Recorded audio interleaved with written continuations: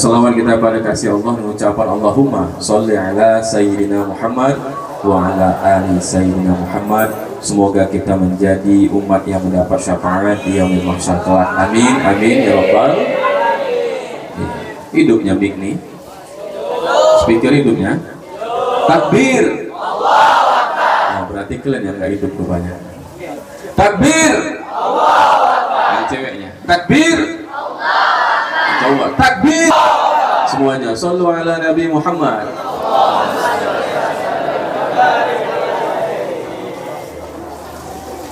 Yang pertama, yang terhormat Kepala SMA Negeri 19 Medan, Ibu Renata Nasution. Oh, iya. SPD MM calon Al-Hajjah. Amin. MSI. Yang kami muliakan Ustaz Haji Rahmat Hidayat Nasution, LC, lulusan dari Kairo. Al-Azhar, Iya. Universitas Al-Azhar Kairo. Masya Allah. Wajah-wajah Arab, darah-darah Mandailing. Yang saya hormati para wakil kepala SMA Negeri 19 Medan, Bapak Ibu Dewan Guru, beserta seluruh siswa-siswi yang sama-sama kami banggakan. Hari ini kita berbicara tentang manasik haji. Beberapa kali saya diyakinkan oleh Ustaz Haji Rahmat Hidayat Nasution LC. Dia tanya ke saya, "Qori, ini memang manasik haji?" Saya jawab, berapa kali itu? Iya Ustaz. Iya Ustaz. Saya bertanya-tanya, ada apa ya? Ada apa ya? Saya yakin kan lagi Bu LP. Bu LP, kita memang benar-benar mau manasik haji ya? Iya Qori. Oh iya. Kenapa Ustaz? Saya bilang, inilah satu-satunya sekolah yang melaksanakan manasik haji. Takbir. Selebihnya umroh atau lain sebagainya. Cuman kita yang manasik haji. Makanya urutannya nanti dari mulai tanggal 8 Zulhijjah sudah kita minta. Jadi kita anggap kita nanti sudah umroh semua nih. Karena hajinya Indonesia itu haji tamatu ya Ustaz ya. Iya. Umroh dulu baru haji. Makanya seluruh jamaah haji asal Indonesia khususnya atau Asia Tenggara itu membayar dam semua. Tebusannya 1 ekor kambing, darahnya harus dialirkan di tanah Arab. Nggak boleh kambingnya, nanti motongnya di Indonesia terus. Nggak boleh, kan begitu. Seluruhnya jemaah haji Indonesia khususnya kita semuanya kena dam. Kenapa? Karena kita melaksanakan ibadah umroh dulu, baru haji. Namanya haji tamattu. Haji itu adalah menyengaja mengunjungi Ka'bah, melaksanakan ibadah tertentu di tempat tertentu dan dengan waktu tertentu. Beda dengan umroh. Kalau umroh kapan saja boleh. Kalau haji, inilah musimnya ini. Inilah musimnya. Haji itu ada rukun haji, ada wajib haji. Rukun kalau dikerjakan sah, kalau tidak dikerjakan tidak sah hajinya. Kalau wajib haji, kalau tidak dikerjakan Bayar dam. bayar dam. Damnya apa? Di antaranya ya kembali 1 ekor kambing tadi. Berbeda dengan ibadah-ibadah lainnya. Begitu haji ataupun umroh, ada namanya miqat. Ada zamani, ada makanya Ustaz. Titik-titiknya itu di mana? Waktu dia mengambil niat di mana? Tidak umrohnya di Ka'bah, niatnya di Ka'bah. Oh, nggak bisa. Niatnya ada miqatnya. Nanti disampaikan Ustaz. Ini pengantar aja. Ini belajar nih Ustaz, jadi moderator biar diundang di podcast Majelis Ulama Indonesia Kota Medan. Apalagi berihram, ketika kita sudah berniat berihram, ada hal-hal yang tidak boleh kita langgar atau larangan-larangan bagi orang-orang yang berihram. Sampai ke fase kita melepaskan ihram tersebut, salah satunya ialah dengan cara tahallul. Ketika ada tahallul, barulah boleh dilepas ihramnya. Selama kita memakai ihram, ada larangan-larangan yang tidak boleh kita kerjakan.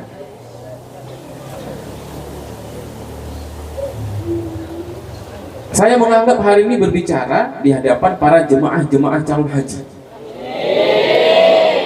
Walaupun sampai Kuala Namu aja ngantar ya. Yang penting saya yakin sekali ini adalah jemaah calon haji. Amin. Aminnya nggak yakin. Amin. Dan alhamdulillah kita kehadiran di sini Ustaz Haji Rahmat Hidayat Nasution LC. Seperti yang saya sampaikan di awal, beliau adalah lulusan Universitas Al-Azhar Kairo, Mesir. Udah bolak-balik jumpa Fir'aun. Muminya. Muminya. Sudah bolak-balik jumpa dengan muminya Fir'aun. Masya Allah, belajar di sana. Beliau juga ketua saya, ketua Komisi Infokom Majelis Ulama Indonesia Kota Medan. Beliau juga penyiar tetap, begitu ya, penyiar sekaligus narasumber di Radio Al-Fatih. Waalaikumsalam warahmatullahi wabarakatuh. Live nanti 4:30. Makanya beliau hanya bisa sampai jam 3 di sini. 4:30 nanti beliau live di Al-Fatih. Dulunya Ustadz itu radio kami Ustadz. Saya siaran di situ 107,3 Lips FM. Iya betul. Nah, dulu saya siaran di situ. Cuman karena udah Ustadz ambil alih, udah Allah awak. Jadi bersyukur sekali kalau cerita tentang Makkah dan Madinah bukan hanya jalannya, gangnya pun beliau tahu. Kalau bahasa Arab sudahlah, tak usah lagi dipertanyakan, kan begitu. Makanya sebuah syukuran kepada kita, bersyukur kepada Allah, beliau bisa hadir. Bolak-balik saya undang kemari Bu Renata Nasution, bolak-balik tak bisa beliau, karena kesibukan yang luar biasa padatnya. Terakhir kemarin beliau membawa jemaah umroh yang salah satunya adalah mertua saya Bu Renata. Jadi nanti ibu-ibu yang mau umroh mau bayar penuh, alhamdulillah, bayar separuh tahun depan umrohnya, maksudnya separuh lagi dilunaskan tahun depan. Yang mau nggak bayar sampai Kuala Namu aja, balik lagi. Jadi mari kita simak bersama manasik haji bersama Al-Ustaz Haji Rahmat Hidayat Nasution LC. Dengan hormat kami silakan. Bismillahirrahmanirrahim. Assalamualaikum warahmatullahi wabarakatuh.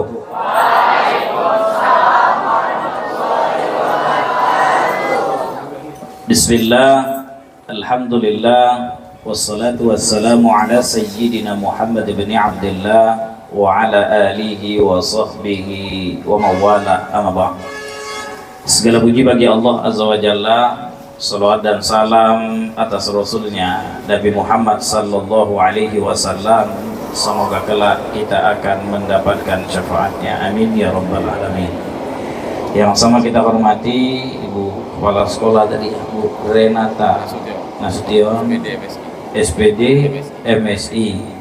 Yang saya hormati Bapak Ibu Dewan Guru, yang saya hormati, ini kalau udah di MUI gelarnya harus Ustadz Haji Kori. Yang saya hormati adik-adik sekalian. Ini saya diundang kemari, cerita jujur ya, bukan kali pertama ya saya disuruh ngisi manasik untuk anak-anak sekolah. Boleh dibilang ini adalah yang ke-10 boleh ya. Ya ke-10 karena MTS Muallimin itu dari tahun ke tahun saya lah yang bimbing. Karena saya sekolahnya dulu di situ Sanawiyah. Jadi setelah pulang dari Kairo Al-Azhar saya lah yang ngebimbingnya. Saya pulang Al-Azhar tahun 2007. Jadi dari 2008 sampai sekarang saya yang bimbing manasik. Kita jujur di sekolah tetap mengajarkan sebenarnya manasik umroh. Cukup sulit sebenarnya untuk melaksanakan praktek manasik haji. Apa sebab Ustadz? Jawabannya karena dia pemalam. Ada wajib haji yang harus dipenuhi, mabit di Musdalifah, bermalam di Mina itu harus dipraktekkan. Saya tidak tahu ini sekolah gimana mempraktekkan. Apakah sekaligus mukhayyam? Mukhayyam itu camping. Itu bisa dikombinasi pramuka dengan manasik haji. Mukhayyam namanya, camping. Campingnya 4 hari lah berarti. Kalau nafar awal 3 hari. Nah, ya sama, orang jamaah haji itu juga nggak mandi. Maka sunnahnya orang yang berangkat nanti dari Mina, kan udah cerita dulu, Mina mau ke Mekah itu sunnahnya mandi, tapi mustahil orang bisa mandi. Kenapa? Karena tempatnya kecil, kamar mandinya, ngantrinya panjang, macam ngantri sembako, orang nunggu mau ke kamar mandi. Jadi bisa dibuat dikombinasi. Kalau menurut dugaan saya bisa. Nah, bisa dikombinasi 3 hari 3 malam kalian di sekolah. Pakai tenda lah, pakai tenda macam jemaah haji itu ya. Baik. Nah, ya itu urusan sekolah, nggak urusan saya ya. Baik. Saya mau tanya, siapa sih ini yang pernah umroh? Ini kan zaman sekarang lebih enak ini. Anak-anak udah bisa umroh, yang masih sekolah, bahkan anak-anak yang belum pandai cakap-cakap pun udah dibuat umroh sama orang tuanya sekarang. Lalu sampai di sana awak yang bingung jadi pembimbingnya, apalah yang manfaatnya, kan gitu ya. Nah, pertanyaan saya, ada yang pernah umroh? Angkat tangan kalau ada yang pernah. Ada? Ada? Jangan malu-malu, nggak apa-apa, nggak berdosa kok, nggak berdosa. Kasih tahu aja, ada yang pernah? Enggak, Siswa. Kalau guru mungkin sudah ada, kan gitu ya. Ada yang pernah? Nggak ada? Nggak ada. Baik. Umroh itu yang bedanya, haji itu ada 3 bentuk, ada 3 namanya. Ada haji ifrad, ada haji tamattu, ada namanya haji qiron. Baik. Apa beda-beda masing-masing haji ini Ustadz? Kalau dia haji ifrad, haji dulu baru umroh.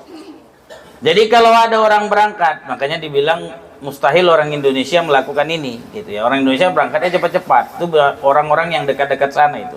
Haji ifrad, dia haji dulu, udah siap dari praktek ibadah hajinya, baru umroh. Ini nggak kena dam. Ada yang kedua namanya haji qiron, berbarengan haji dengan umroh. Ada yang duluan umroh dulu, baru haji, namanya haji tamattu. Indonesia itu pakainya adalah haji tamattu. Wallahu a'lam. Tamattu itu bersenang-senang artinya.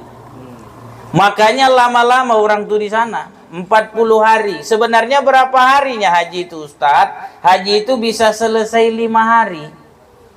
4 hari pun bisa, dari tanggal 9, 10, 11, 12. Kalau nafar sani nanti dia 13, jadi 5. Itu ajanya sebenarnya.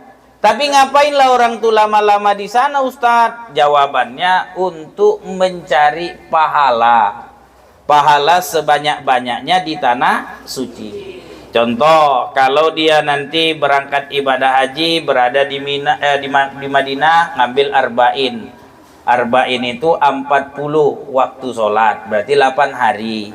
Maka dia lakukannya di sana. Nah, kalau dia misalnya modelnya hajinya saja Ustadz, berarti manasik umrohnya udah beres berarti ya. Betul. Nanti Haji Kori berarti yang jelasin tentang umrohnya. Umroh itu nggak sulit, seperti yang saya kirimkan di di data ini terkait dengan pelaksanaan ini haji ya. Kalau umroh itu nggak pala repot kita. Kenapa? Karena pelaksanaannya cuman ada di Masjidil Haram aja. Mikot diambil, ada namanya mikot makani. Mikotnya pakai tempat. Kalau dia dari Madinah itu di Bir Ali. Kalau orang Indonesia Ustadz, dia berangkat nyampe di Madinah, berarti mikotnya di Bir Ali. Kalau dia ke gelombang kedua kayak yang sekarang, itu berangkatnya dari sini, mikot makaninya. Mikot makaninya di mana Ustadz? Mikot makaninya di atas pesawat. Karena Indonesia pakai pendapat yang mayoritas itu di alam lam. Maka orang Indonesia berangkat haji pakai dari sini, dari bandara sudah pakai kain ihram, cuman ada lapis baju singletnya. Nanti begitu sampai dia lam dibuka. Nah, itu mikotnya. Untuk apa itu? Itu untuk umroh, belum untuk haji itu. Untuk umroh. Begitu sampai di Madinah, di Mekah, baru mereka menuju ke Mekah. Sampai di Jeddah menuju ke Mekah, lalu melakukan tawaf, lalu kemudian sa'i, habis sa'i tahallul, siap tahallul selesai. Itulah praktik umroh. Tidak capek dia. Cuman mikotnya saja yang berbeda, tempat niatnya saja yang berbeda dari praktek ibadahnya. Jadi rukun umroh itu ada 5. Oke, nggak ada di catatan itu. Saya cuma menceritakan saja di sini ya. Yang sini saya cuma cerita haji aja, karena yang diminta ceritanya manasik haji aja. Saya mengulang saja ini. Apa itu Ustadz? Rukun umroh, ihram dari mikot. Ya, kita umroh dulu cerita sebentar. Lalu kemudian apa Ustadz? Tawaf. Ihram, tawaf. Yang ketiga sa'i. Yang keempat tahallul. Yang kelima tertib. Tidak boleh dipotong-potong. Kalian misalnya ini, sering ada jamaah yang kayak gitu Ustaz. Ada. Tengoknya, Umar padat kali di Ka'bah tuh ya. Sa'i aja lagu dulu. Agak bisa lebih cepat ini kayaknya sa'i. Tidak boleh. Wajib dulu tawaf dulu. Habis tawaf, baru kemudian dia sa'i. Habis sa'i, baru tahallul. Nggak boleh. Potong rambut dulu lah. Nanti baru sa'i. Nggak boleh. Dia harus tertib. Itu terkait dengan pelaksanaan umroh. Habis itu jamaah haji ngapain? Kalau yang kayak cerita ini, misalnya gelombang kedua, habis itu ngapain? Nggak ada, sholat biasa aja, udah pakai pakaian biasa, masuklah ke Masjidil Haram, biasa-biasa aja kondisinya. Kalau yang di Madinah sama juga, dari Bir Ali dia niatnya mikotnya, sampai ke Mekah, habis itu masuk ke Masjidil Haram, mikotnya di Bir Ali, ngambil niatnya. Itu yang niatnya itu labbaik Allahumma umrotan. Nawaitul umrota wa ahramtu biha lillahi ta'ala. Sampai ke Mekah, tawaflah dia. Tawaf, begitu tawaf, sa'i, siap sa'i, tahallul, siap tahallul, tertib selesai. Habis itu ngapain orang tuh? Sholat biasa aja, pakai pakaian biasa aja. Itu kalau haji tamattu. Kalau haji ifrad, enggak boleh. Begitu dia ngambil mikot, sampai nanti tanggal 12 kalau dia nafar awal. Kalau nafar sani sampai tanggal 13 wajib dia pakai kain ihram. Pakai berihram. Ini kalau perempuan aman lah Bu. Masih aman. Kalau laki-laki kedinginan itu ampun. Dingin, iyalah. Orang cuman pakaiannya kan cuman ada atas sama bawah. Dalaman boleh Ustadz? Nggak boleh. Ustadz, kan yang nggak boleh kan orang ihram itu diantaranya adalah memakai pakaian berjahit. Datang awak nggak usah pakaian berjahit Ustadz, ikat-ikat aja macam ikat plastik tuh, ikat sini, ikat sini, ikat sini. Boleh nggak? Kata ulama nggak boleh. Kenapa? Karena dia bentuknya menyerupai dijahit. Sekarang banyak jual pajak ikan model kayak gitu, yang model jepit, tapi dia bukan kancing. Ada itu apa namanya, kayak jepitan gini lah, apa jepitan baju-baju mak-mak zaman dulu itu, yang di belakang itu apa namanya, jepit gitu. Ada jual sekarang, ada, nggak perlu jahit. Tapi rupanya menurut para ulama itu ndak boleh. Jadi kalau ada orang haji ifrad, itulah yang dialami. Apa itu Ustadz? Dia cuman boleh pakai kain ihram sampai selesai hajinya. Nah, kalau haji tamattu enggak, dia umroh dulu, siap umrohnya, boleh dia pakai pakaian biasa kayak gini-gini. Jadi pelaksanaan umroh itu berapa lama Ustadz? Paling lama 3 jam. Paling lama 3 jam. Ustadz, kata yang pernah umroh, aku rasa aku lama Ustadz, dari Madinah ke Mekah 8 jam. Itu karena ngambil mikotnya di Bir Ali. Kalau kita sudah berada di Mekah, lalu kemudian kita pengen umroh sunnah, ngambilnya di Tan'im, tempat mikotnya Aisyah istri Rasul, itu nggak lama itu. Perjalanannya cuma 20 menit. Itu pun naik angkot awak. Naik bus 20 menit, balik tawaf itu paling lama kisaran 2 jam selesai. Asal nggak dibawa nenek-nenek yang ikut sama awak, lebih cepat bisa. Kalau bimbing jamaah 2 sampai 3 jam. Kenapa Ustadz? Nanti ada nenek-nenek tuh pas saat sa'i, izin Ustadz capek. Boleh duduk, boleh. Tapi kalau tawaf memang harus dipaksa supaya jangan batal, susah dia ngitungnya. Jadi maka dibuat seperti itu. Nah, baik. Ini gambaran sekilas tentang umroh. Ustadz enggak paham, ya wajar, namanya belum dipraktekkan. Jadi gini ya, saya singkatnya. Ustadz, apakah orang haji itu kalau dia berangkat haji tidak belajar, bisakah sah hajinya? Bisa, asal dia ngikuti apa yang dilakukan orang. Paling penting niatnya tadi. Jadi qasdul ka'bati lin nusuki. Datang ke Ka'bah untuk menunaikan ibadah haji. Maka begitu dia nih pakai kain ihram, lalu kemudian sampai dia di mikot makaninya, sampai di situ di tempatnya, lalu kemudian dia niat, labbaik Allahumma hajjan, nawaitul hajja wa ahramtu bihi lillahi ta'ala. Udah, itu kalau orang haji pro terus dia pakai pakaiannya gitu aja, nggak bisa, nggak boleh ganti-ganti sampai selesai. Kalau haji tamattu Ustadz, enggak. Nanti dia nikotnya dari mana? Setelah dia umroh tadi. Kan umroh duluan tuh, nyampe. Selang dia ada berapa hari dia berada di Mekah Ustadz? Ada 8 hari dia di sana itu. Paling cepat 8 hari. Nah, habis itu dia pakai kain ihram. Niatnya dimulai dari hotelnya. Itu dibimbing biasanya sama pembimbingnya. Nawaitul abbaik Allahumma hajjan, nawaitul hajja wa ahramtu bihi lillahi ta'ala. Ya Allah, aku penuhi panggilan hajimu, aku berniat haji dan ihramnya karena Allah ta'ala. Itu yang diniatkan dalam hati. Nah, seperti yang diceritakan tadi, haji tamattu itu kena dam. Kenapa? Pertama karena dia umroh dulu baru haji. Dam itu apakah jenisnya potong kambing aja? Enggak juga, ada ketentuannya. Oke. Dia kena dam karena itu. Yang kedua karena apa Ustadz? Karena dia tidak mikot di tempat mikot. Dia mikotnya dimulai dari hotelnya di tanah haram. Ngambil niat itu harusnya di tanah halal, bukan tanah haram.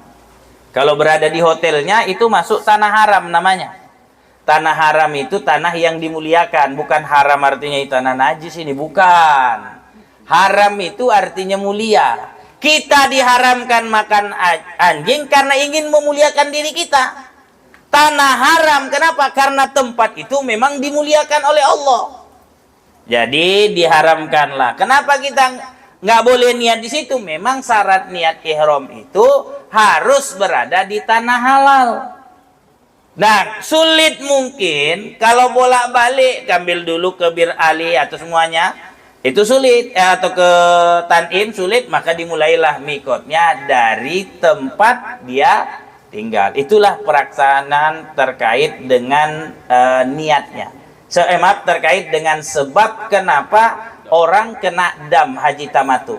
Nah, Ustadz, apa aja dam haji tamattu itu? Dijelaskan oleh Allah dalam surah Al-Baqarah ayat 196. Apa itu? Faiza amintum paman tamatta'a bil umrati ilal haji famastaisara minal hadi. Jika kamu telah aman, maka siapa yang ingin mengerjakan umroh sebelum haji, maka dia dapat melakukan kurban, artinya menyembelih kambing. Faman lam yajid fasiyamu salasati ayyamin fil haji wa sab'atin idza raja'tum. Kalau ndak sanggup, dia puasa 3 hari di sana, baru pulang ke tempatnya 7 hari dia berpuasa. Jadi puasa dia 3 hari di sana, baru kemudian kemari, pulang balik ke Indonesia, puasa lagi dia 7 hari. Ini pernah saya praktekkan saat saya haji dari Mesir. Kenapa Ustadz praktekkan itu? Jawabannya karena saya berangkat hajinya nggak ada modal. Orang haji Indonesia ada duitnya, maka diwajibkan buat dia bayar dam. Kalau kami yang berangkat haji dari Mesir tidak perlu. Orang hajinya aja modalnya 7 juta. Dulu zaman tahun 2004 saya haji, itu modalnya cuma 7 juta pulang pergi. Hajinya pun haji koboi, nggak ada tempat tinggalnya, cuma tempat narok tas saja. Kalau orang sekarang istilahkan backpacker. Kerjanya ngapain? Tidurnya pernah tidur di tangga kamar mandi. Pernah tidur menjelang sholat subuh, karena biar bisa masuk aman, masuk ke dalam masjid menjelang subuh, situlah awak tidur. Kira orang awak jikir, tak tahu rupanya tertidur. Nah, itulah dia, tidur sambil duduk. Pernah numpang sama jamaah haji. Jadi kena dam, nggak sanggup ketika itu uangnya. Kenapa Ustadz nggak sanggup? Nggak ada. Cuman kerjanya waktu itu yang dorong-dorong jamaah haji, tapi itu pun untuk kebutuhan hidup di sana. Setelah itu puasalah saya di sana 3 hari sebelum balik ke Mesir. Sampai di Mesir puasalah 7 hari. Kenapa? Karena memang tidak sanggup membayar dam tadi, kambing tadi. Nah, zalika liman lam yakun ahlu hadiril masjidil haram. Kata Allah, itu bagi orang yang tidak berada di Masjidil Haram. Artinya bukan penduduk situ. Nah, jadi intinya damnya itu ada 2. Ada, ini cerita dam haji tamattu dulu ya. Nanti baru saya ceritakan yang ada di kertas yang tulisan yang saya kirimkan. Jadi haji ini praktek damnya adalah kalau sanggup dia bayar dam kambing. Nggak sanggup Ustadz, puasa 3 hari di sana, baru kemudian balik kemari dia bayar dam. Itulah namanya denda buat orang yang melakukan haji tamattu. Baik. Nah, itu gambaran terkait dengan haji tamattu. Kita bicara dari sisi rukun. Rukun haji. Rukun umroh tadi ada 5. Kalau rukun haji ada 6. Apa rukun hajinya Ustaz? Sama dia. Yang pertama ihram. Yang kedua wukuf. Rukun haji yang kedua adalah wukuf. Di mana? Di padang Arafah. Berdiam di situ. Nanti ada penjelasannya terkait dengan harinya. Nanti saya jelaskan di bawah. Ya, wukuf di situ. Wukuf itu diperbanyak zikir. Nanti kalau berangkat menunaikan ibadah haji betul-betul wukuf itu jangan sibuk naik ke Jabal Rahmah. Tapi terakhir saya umroh kemarin masih ditutup kok. Jadi aman. Kalau nggak dulu jamaah haji yang ramian berangkat ke Jabal Rahmah. Berdoanya bukan lagi menghadap kiblat, tapi berdoanya menghadap ke Jabal Rahmah. Apa ini tuh Ustaz doa di situ? Pertama doa minta jodoh. Nah, kalau udah pernah umroh tahu itu, tertulis-tulis di dinding itu. Nah, macam kalian di sekolah juga, anu love. Nah, gitulah dia. Yang ada gambar-gambar hati-hati itu, kayak gitu juga yang tertulis di dinding-dinding batu itu. Nah, maka jadilah dibilang orang Indonesia khurafat gitu. Nah, apa itu? Nah, ya. Jadi nanti wukuf itu berbanyak zikir, banyak berdoa. Yang ketiga apa rukun haji itu? Tawaf ifadah. Yang keempat sa'i, yang kelima tahallul, yang keenam tertib. Nah, rukun haji ini kalau sekiranya tidak dikerjakan tak sah hajinya, satu aja ditinggalkannya. Ndak maulah ku wukuf. Ngapain awak duduk di situ? Wukuf di padang Arafah, duduknya pakai tenda. Khoyam lah, mukhoyam namanya tenda. Tenda Indonesia masih bagus tendanya. Kalau yang punya Mesir itu tiup angin terbuka dia. Apa Indonesia terikat dengan tali. Cuman di situ nanti kalau prakteknya betul-betul, ya situlah nanti tidurnya susun gembung. Jarak dekat kali jarak tempat duduknya. Ndak usah awak kayak mana ya, tapi begitu nanti sampai di sana dinikmati itu. Tak terpikir awak kalau di sini duduk impit-impitan agak palak juga awak kan. Agak senggol-senggol orang, marah awak. Kalau di sana ndak boleh. Sabar itu semua orang. Senggol kawan kentut sama juga itu. tenang aja di sana itu, nggak ada. Bilang, kau kentut, ya nggak ada itu, dianggap biasa aja. Nah, lalu kemudian apa lagi Ustaz? Ada namanya wajib haji. Kalau wajib haji ini, kalau ditinggalkannya dia kena dam. Apa itu? Mabit di Muzdalifah, bermalam di Muzdalifah. Lalu kemudian melontar jumroh, wajib haji. Nah ini kalau tidak bisa dilakukan Ustadz, apa yang dilakukan? Boleh digantikan sama orang yang mampu melakukannya. Contoh, orang berangkat haji kan ada yang sakit. Ada saudaranya sini yang berangkat haji? Ada yang sedang masuk rumah sakit sekarang? Lansia soalnya yang berangkat, kemungkinan masuk rumah sakitnya itu bisa terjadi gitu ya. Nah itu kan orang lansia itu kan tidak bisa dia itu melontar jumroh. Udah apa namanya, sulit lah. Yang nenek-nenek kursi roda itu tidak mungkin melontar jumroh, karena melontar jumroh itu harus agak dekat dia supaya kena ke dindingnya. Maka dia biasanya itu digantikan. Kalau nggak dikerjakannya Ustadz, dia kena dam. Lalu apalagi? Mabit di Mina, bermalam di Mina. Mina sama sama apa itu? Arafah hampir dekat, gayanya sama gitu ya. Tinggalnya di tenda. Nah, baik. Nah, lalu kemudian apa aja sunnah-sunnah haji? Nah, itu bisa dibaca ya. Ada tawaf kudum, selamat datang. Lalu kemudian bermalam di Mina, berjalan dari Mina, semuanya itu ada semua di sini. Saya lupa tadi, biar semangat semuanya. Yuk, talbiyah kita sama-sama. Nggak manasik namanya kalau nggak ada talbiyah. Tahu talbiyah? Oke, ikuti.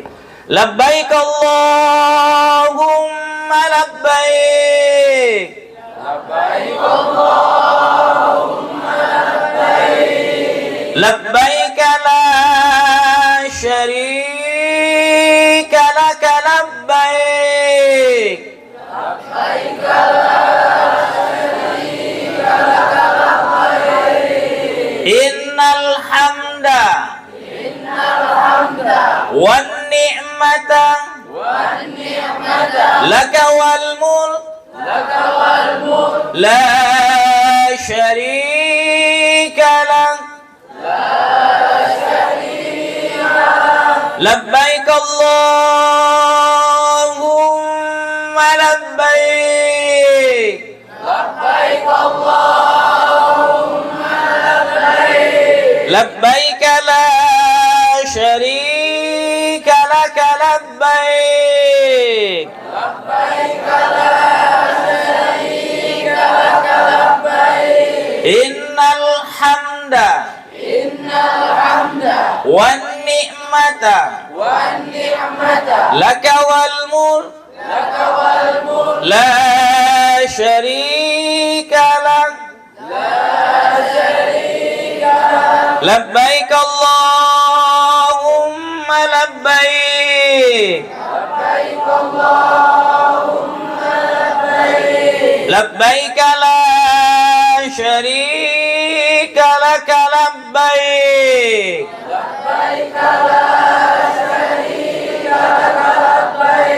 Innal hamda wan ni'mata laka wal mulk la syarika lak.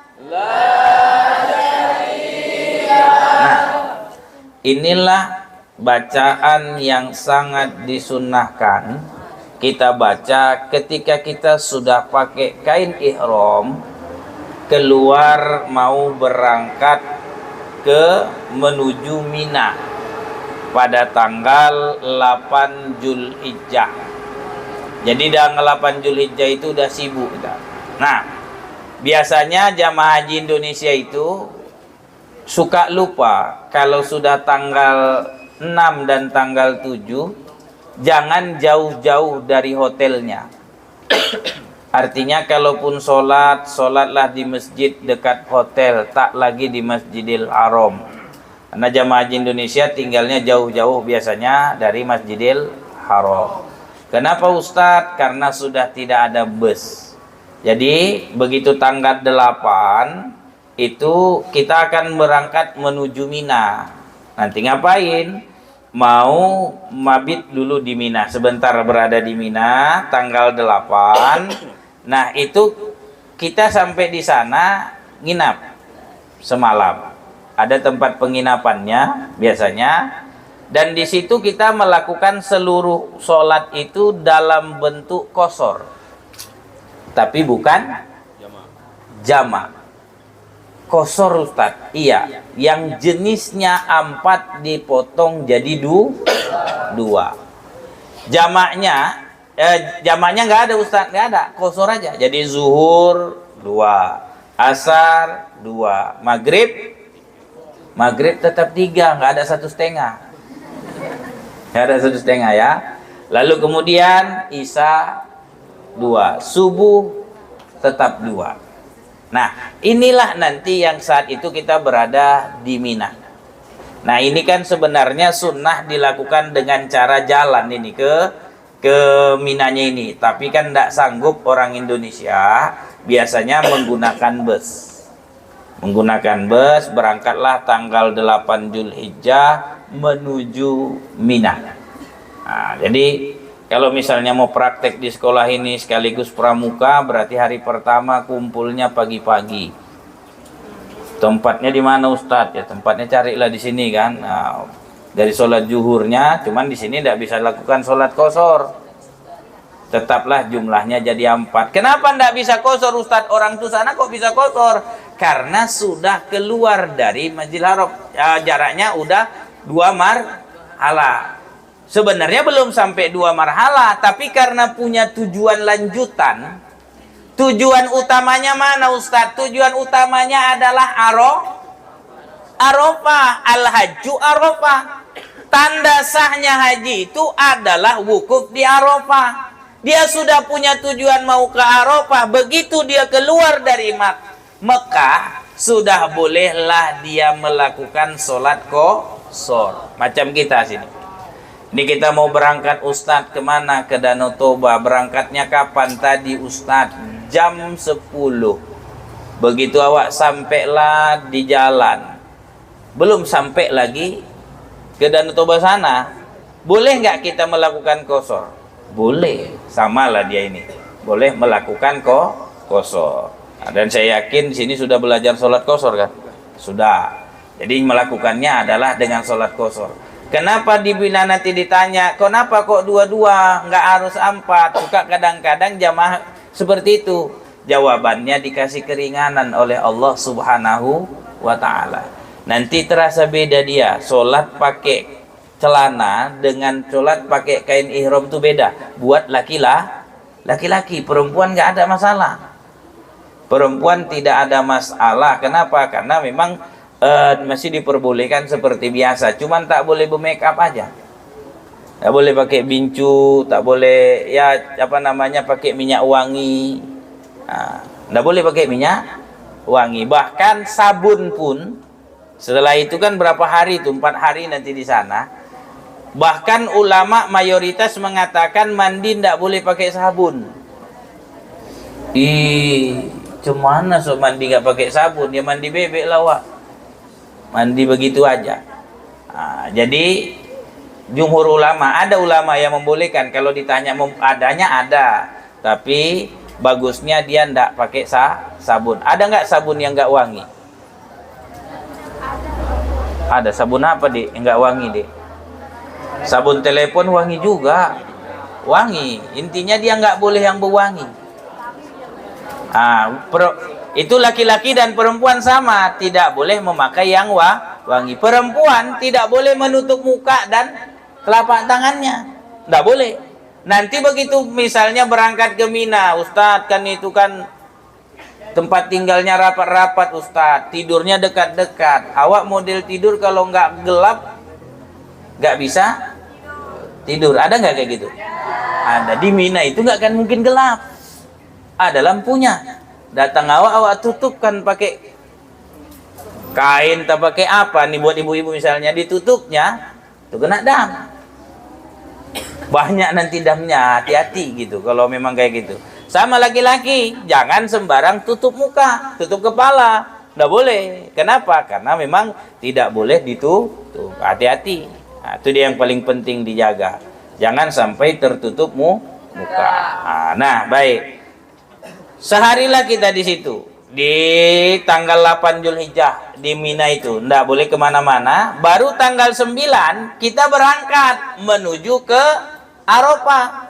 Kapan berangkatnya Ustadz? Setelah matahari terbit. Pagi-pagilah. Waktu duha. Waktu duha itulah awak berangkat menuju Arafah. Nah, di sini baru dilakukan sholat itu jamak takdim, zuhur dengan asar. Oke, pelaksanaan sholat jamak takdim paham? Sudah ngerti? Banyak orang menggunakan niatnya itu usolli fardhu zuhri karena kosor ya. Rok'adaini kosron majmu'an ilaihil asru adaan lillahi ta'ala. Kalau melafazkannya gampang, kalau meniatkannya gimana? Dalam hati. Cobalah. Allah. Kan dalam itu. Sengaja aku. Sambil bilang Allah, sambil ngedati. Sengaja aku sholat fardu zuhur 2 rakaat kosor. Dijamakkan asar kepadanya karena Allah Ta'ala. Kalau berjamaah ngikut imam. Kalau lebih dari 14 harokat tak sah sholatnya. Pernah tahu teknisnya? Teknisnya adalah diajarkan ulama, niat jama itu kan yang penting ada di dalam sholat yang pertama. Maka caranya adalah sholat zuhur dulu. Aku sholat fardu zuhur 2 rakaat kosor. Yang kalau ditekskan, dilapaskan cara bahasa Arab, usolli fardu zuhri rok'ataini kosron.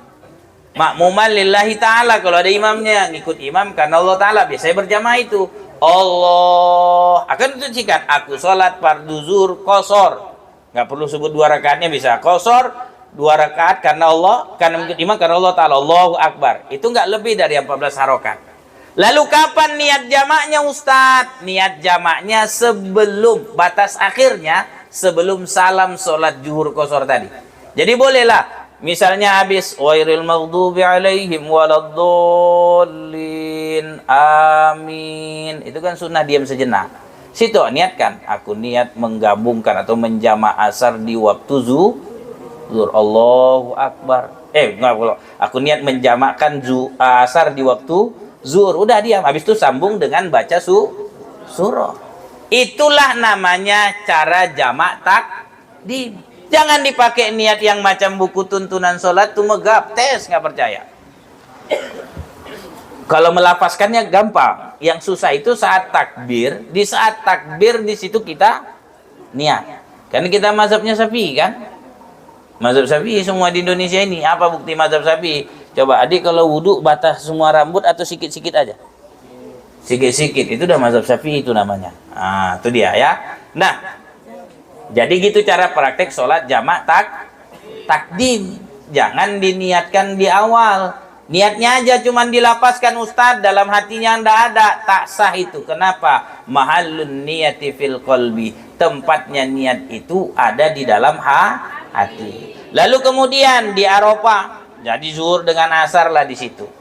Ngapain Ustadz di situ? Disunahkan memperbanyak zikir, memperbanyak doa. Di antara zikirnya tadi itulah talbiyah. Di antara doanya apa? Doa Nabi Adam. Rabbana zolamna anfusana wa illam taghfir lana wa tarhamna lanakunanna minal syirin. Itu dianjurkan untuk dibaca. Yang saya kasih juga ada di sini kan, apa doa-doa yang dibaca, itu bisa. Nah, kenapa kita dianjurkan berdoa? Karena itu adalah tempat mustajabnya doa. Arafah itu tempat mustajabnya doa. Disitulah Nabi Adam berdoa supaya bisa ketemu dengan istrinya Siti Hawa. Disitulah dia ketemu istrinya, kata ustaz-ustaz kampung, istri yang terlupi-lupi itu. Disitulah dia ketemunya. Yang dirindu-rindukannya, disitulah dia ketemunya di Arafah. Nanti ada nama tubuhnya Jabal Rahmah, tapi bukan di situ tempat berdoa. Itu hanya monumennya saja. Berdoanya ya di tenda kita itu bisa berdoa, berzikir, banyak-banyak awak zikir. Apa yang menjadi zikir kita, itulah yang kita lakukan. Nah, lalu kemudian berangkat ke Muzdalifah. Nah, berangkat ke Muzdalifah ini dilakukan saat terbenam matahari. Begitu waktu matahari terbenam, lanjutlah awak berangkat ke Muzdalifah. Di Muzdalifah nanti sholat jamak maghrib dengan isya. Biasanya ini dilakukan dengan jamak takhir yang lebih aman. Jamak takhir. Kalau jamak takdim bisa kalau bus kita sulit. Kalau nggak salah saya naik bus ya. Kalau kami orang dari Mesir jalan kaki itu, nggak ada naik bus, jalan kaki. Nah, dari Indonesia biasanya naik bus. Nah, kalau busnya lambat, bisalah jamak takdim. Kalau busnya cepat, kita melakukannya jamak takhir. Praktik jamak takhir udah tahu. Begitu masuk waktu maghribnya, niatkan aku ingin melakukan sholat maghrib di waktu isya. Kalau ndak ada niat itu, lalu kemudian masuk waktu isya, awak sholatlah maghrib dulu baru isya, atau isya dulu baru maghrib. Yang mana aja, tapi yang abdul adalah maghrib dulu baru isya. Dalam prakteknya awak seperti sholat jamak takdim tadi, tak sah itu. Kenapa? Karena nggak ada niat di waktu sholat yang pertama. Harus ada niatnya. Apa niatnya? Aku ingin melakukan sholat maghrib di waktu isya. Barulah boleh dilakukan. Nah, lalu kemudian di Muzdalifah ngapain Ustaz? Nanti mengutip batu. Indonesia, kalau jamaah haji Indonesia sekarang udah aman. Kenapa? Batunya udah dikutipkan. Enak sekarang jamaah Indonesia. Kalau kami dulu dan zaman-zaman dulu, dan mungkin Ustadz Kori ngambil sendiri. Kalau zaman sekarang udah diambilkan. Tinggallah nanti yang perlu disiapkan, kata nenek-nenek, uncangnya. Tahu kalian uncang?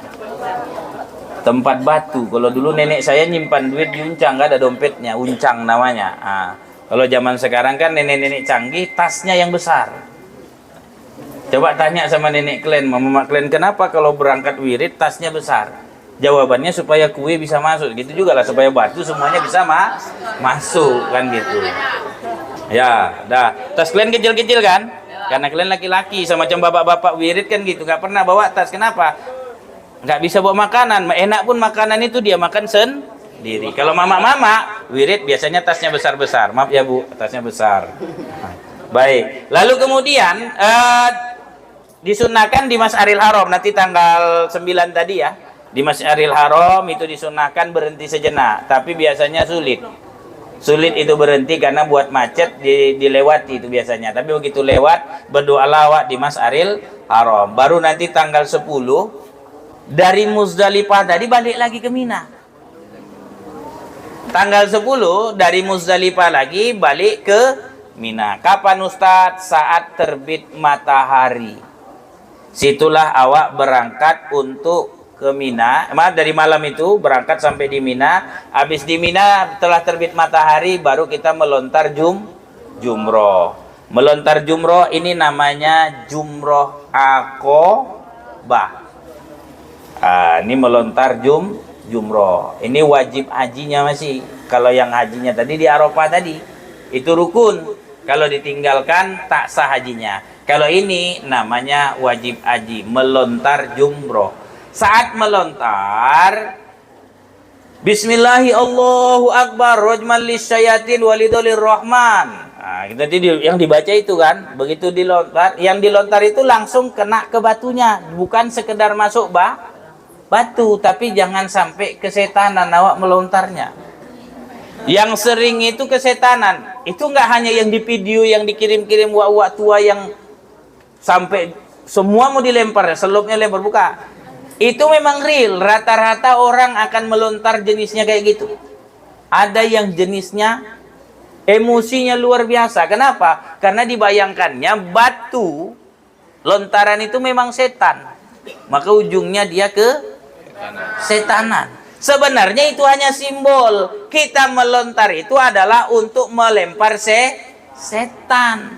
Nah, sejarah melempar setan itu kenapa Ustadz? Sejarahnya gara-gara Siti Hajar diganggu oleh, salah satu riwayatnya Siti Hajar diganggu oleh setan saat dia disuruh mendandani, menyiapkan anaknya Ismail untuk dikorbankan oleh Ibrahim. Begitu Ibrahim berangkat, datanglah setan tadi, dia bilang, Hajar, tahu kau mau kemana dibawa suamimu Ismail, anakmu itu? Nggak tahu, kata Siti Hajar. Dia itu mau dikorbankan atas perintah Tuhanmu. Kalau itu perintah Tuhanku, ya udah biarkan aja dia lakukan. Ih, kok kau kayak gitu? Itulah diambil sama dia, dilempar pakai batu. Itu salah satu riwayat penjelasnya. Banyaklah gara-gara yang lain ada. Salah satunya dilempar. Itulah dia jumroh Aqobah, dilemparlah. Tuh, nah, biasanya orang kesetanan melontar itu.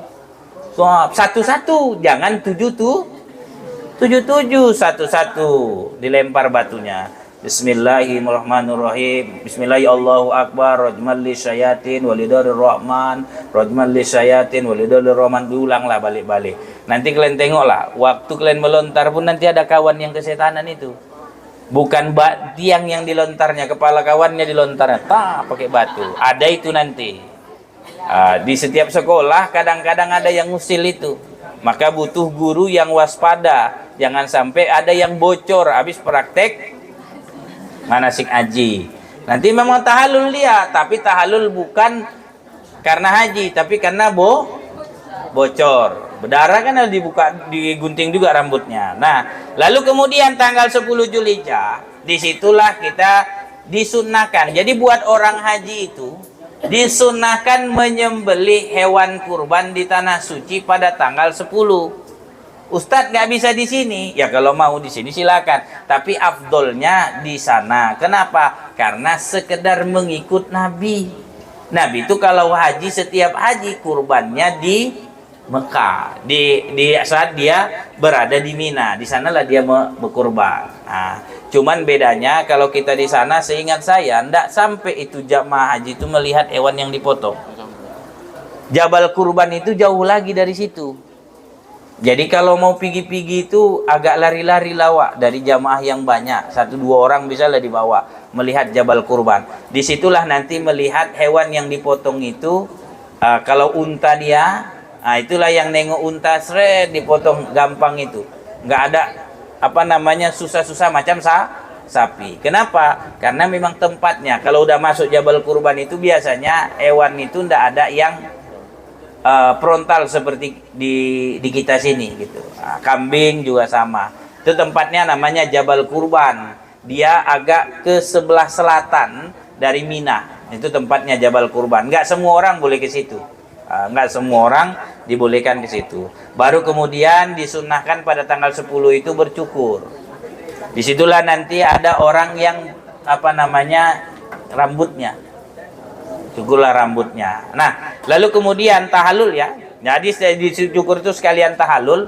Habis itu dia boleh pakai pakaian biasa saat berada di Mina tadi. Udah boleh pakai pakaian biasa, pakai pakaian kayak biasa, pakai celana dalam dan sebagainya, udah boleh. Nah, lalu Ustadz habis itu dia ngapain? Kalau sempat di tanggal itu juga dia lakukan tawaf ifadah. Tawafnya masih pakai ihram nggak Ustadz? Nggak lagi. Kenapa? Karena dia sudah tahallul. Nah, jadi dia sudah tahallul asghar atau sering disebut juga dengan namanya tahallul awal. Sudah tahallul, maka ketika dia tawaf, ketika dia sa'i, dia sudah boleh pakai pakaiannya. Beda dengan umroh tadi. Kalau umroh tadi siap dulu dia sa'i, habis itu kemudian tahallul baru boleh dia berpakaian. Kalau ini belum lagi dia melakukan tawaf ifadah, dia sudah tahallul. Nah, jadi ketika tawafnya dia melakukan itu. Tapi nanti kalau yang saat ini ya, saya ceritanya saat ini, jamaah haji itu ndak ada nanti yang tawaf pakai pakaian seperti kita ini, kayak jubah, pakai apa, nggak ada. Tetap semuanya dianjurkan pakai kain ihram. Wallahu a'lam apa sebab Saudi menetapkan seperti itu. Dia dianjurkan untuk pakai kain ihram. Dan orang setiap yang mau ke bawah ke dekat Ka'bah sekarang wajib pakai kain ihram walaupun dia bukan dalam kondisi tawaf. Misalnya mau mencium Hajarul Aswad, itu buat kalau perempuan aman pakaiannya, laki-laki yang sulit. Harus dia pakai kain ihram. Nah, itu ketentuan yang baru sekarang ini. Nah, lalu kemudian baliklah dia bisa melakukan tawaf ifadah. Nah, ini boleh nggak dia lakukan tawaf ifadahnya nggak hari itu start tanggal 10? Boleh. Boleh tanggal 11, boleh tanggal 12. Nah, kalau dia haji ifrad, boleh sekalian dia tawaf wada. Habis itu tinggalkan nyala Mekah. Kalau orang Indonesia enggak, haji tamattu biasanya dia tawaf ibadah, baru nanti ada tawaf wada terakhir sebelum dia meninggalkan meninggalkan Ka'bah. Baru kemudian sa'i. Nanti tanggal 11 bermalam di Mina, baru kemudian dia melontar jumroh Aqabah wula wusta. Itu dia. Baru kemudian tanggal 12 juga sama. Baru kemudian ini tanggal 12 udah ada yang boleh. Baliklah dia ke Mekah, itu namanya nafar awal. Baru kemudian nanti tanggal 13 kalau dia bermalam itu namanya nafar sani. Nah, inilah jenis prakteknya. Memang kalau digambarkan sekarang belum tergambar itu. Orang yang belajar manasik umroh pun belum tergambar, kecuali memang ada tempat-tempat yang dipraktekkan langsung dilakukan.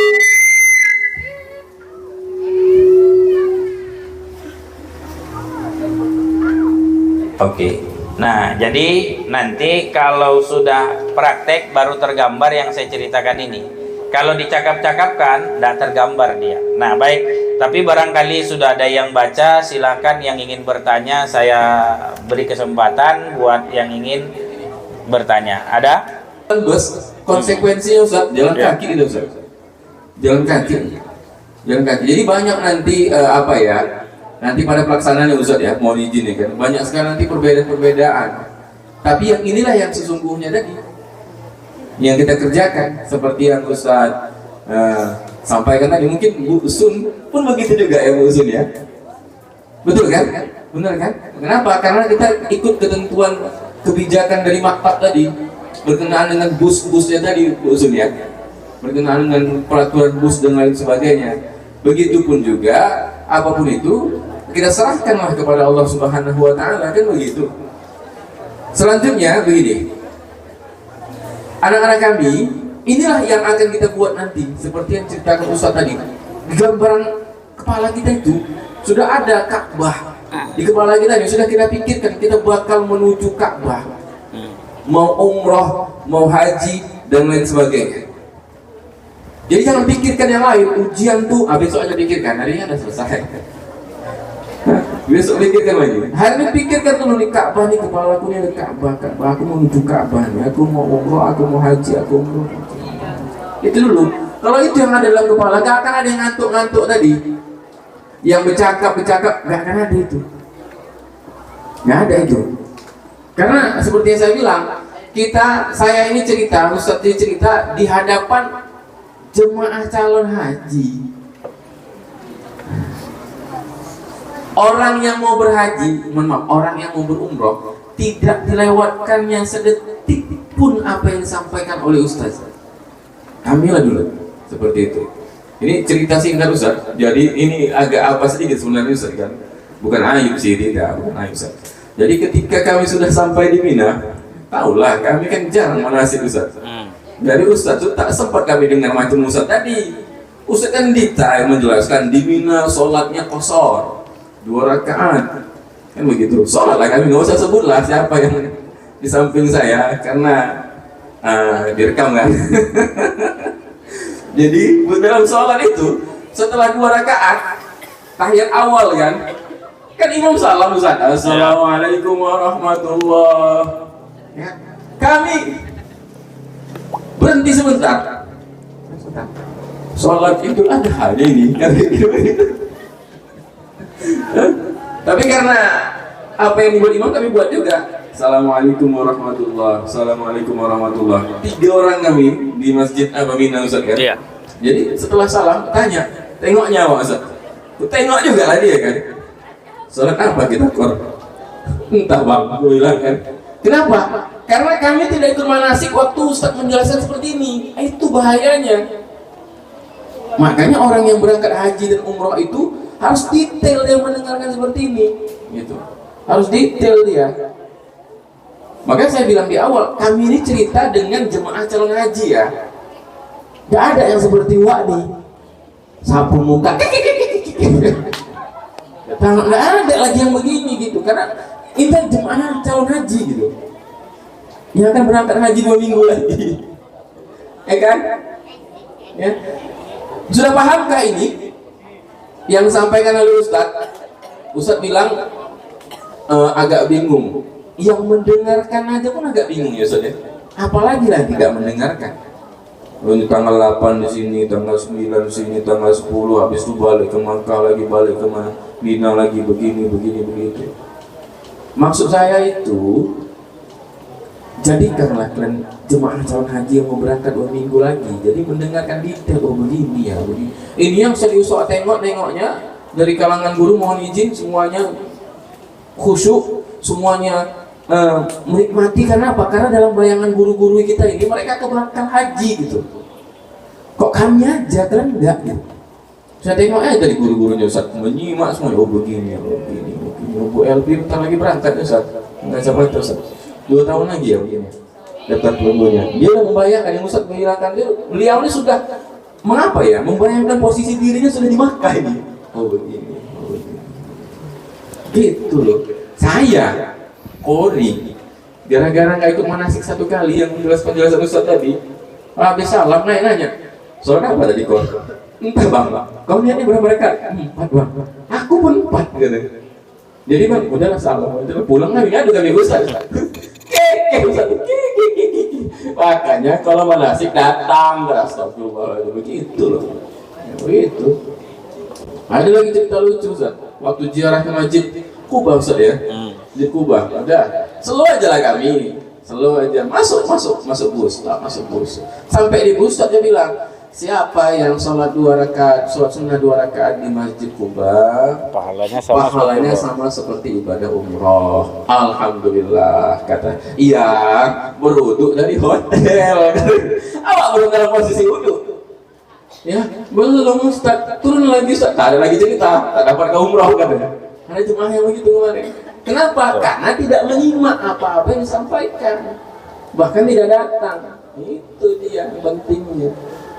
Ini yang menapak tilas, kalau nggak Pak Kori, Bu Usul, Bu Marham menapak tilas yang apa yang kami kerjakan dulu.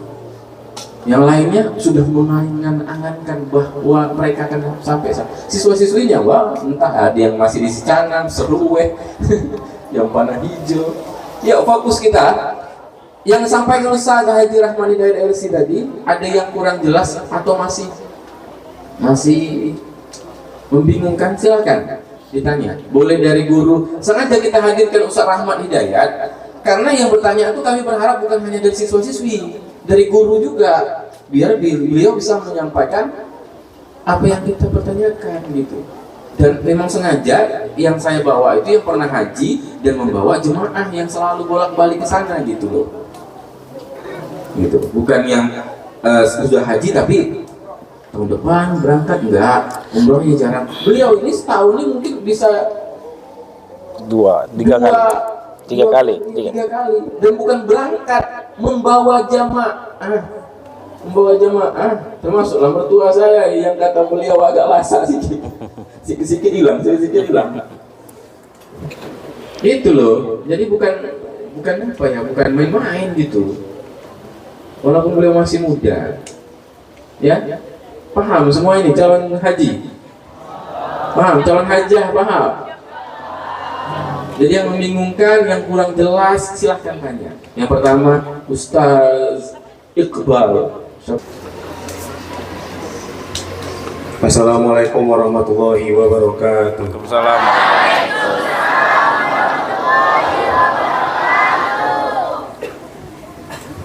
Izin Ibu Kepala, izin Pak Ustadz, izin Pak Dan Fikri dan Bapak Ibu Guru yang lain. Jadi sedikit, ini ada ilustrasi Ustadz. Habis itu baru saya nanti nanya. Yang pertama ada keluarga sederhana Dia lagi bini, tinggal rumah yang kecil dan berniat untuk haji. Si suami kumpul-kumpul duit, terus daftarlah haji. Daftar haji pasti ada belajar namanya manasik. Singkat cerita, tetangganya kelang mungkin 5 rumah sakit keras. Jadi datanglah si laki tadi yang udah daftar haji, melihat tetangganya yang sakit tadi. Baru dilihatnya dengan keadaan yang susah dan sakitnya parah, membutuhkan uang yang banyak, Ustaz. Singkat cerita juga, ceritalah yang mau pergi haji tadi ke istrinya, "Dik, itu tetangga kita sakit keras, jadi kayaknya abang nggak jadi haji lah." "Kenapa gitu, Bang?" "Tapi abang udah tinggal berangkat nih, udah manasik." "Iya, tapi kayaknya dia lebih membutuhkan uang abang dibandingkan abang berangkat haji." Jadi singkat cerita, diambillah uang tadi, nggak jadi berangkat haji. Dikasihkanlah sama tetangga yang kelang 5 rumah untuk berobat sakit kerasnya.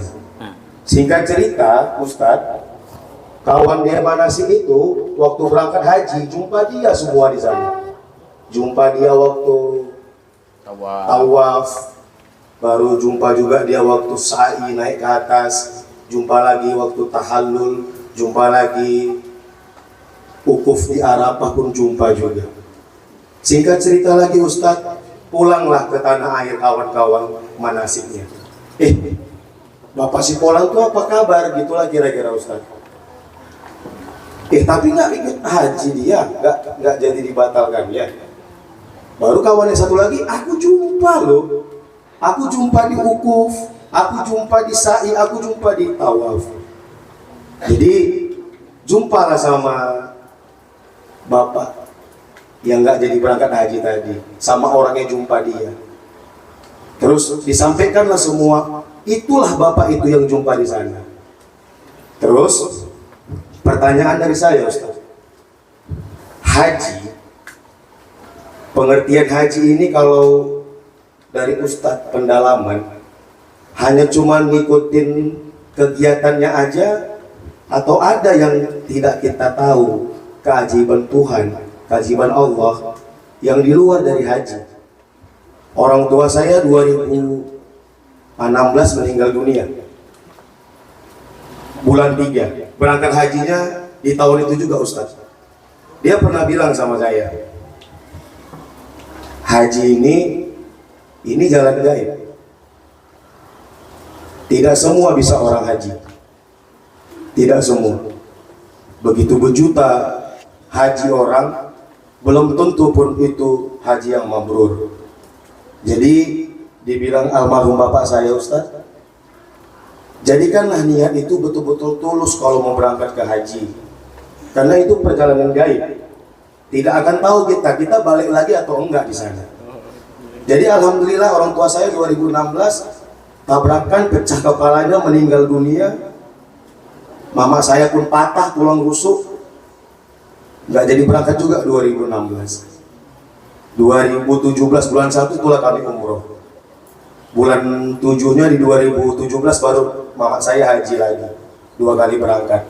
Jadi kesimpulan yang saya mau nanya ke Ustadz, haji ini cuma mengikuti kita tahap-tahapannya, atau memang ada yang haji itu betul-betul tersentuh kalau kita udah pulang, ya Allah, ya Allah, ya Allah.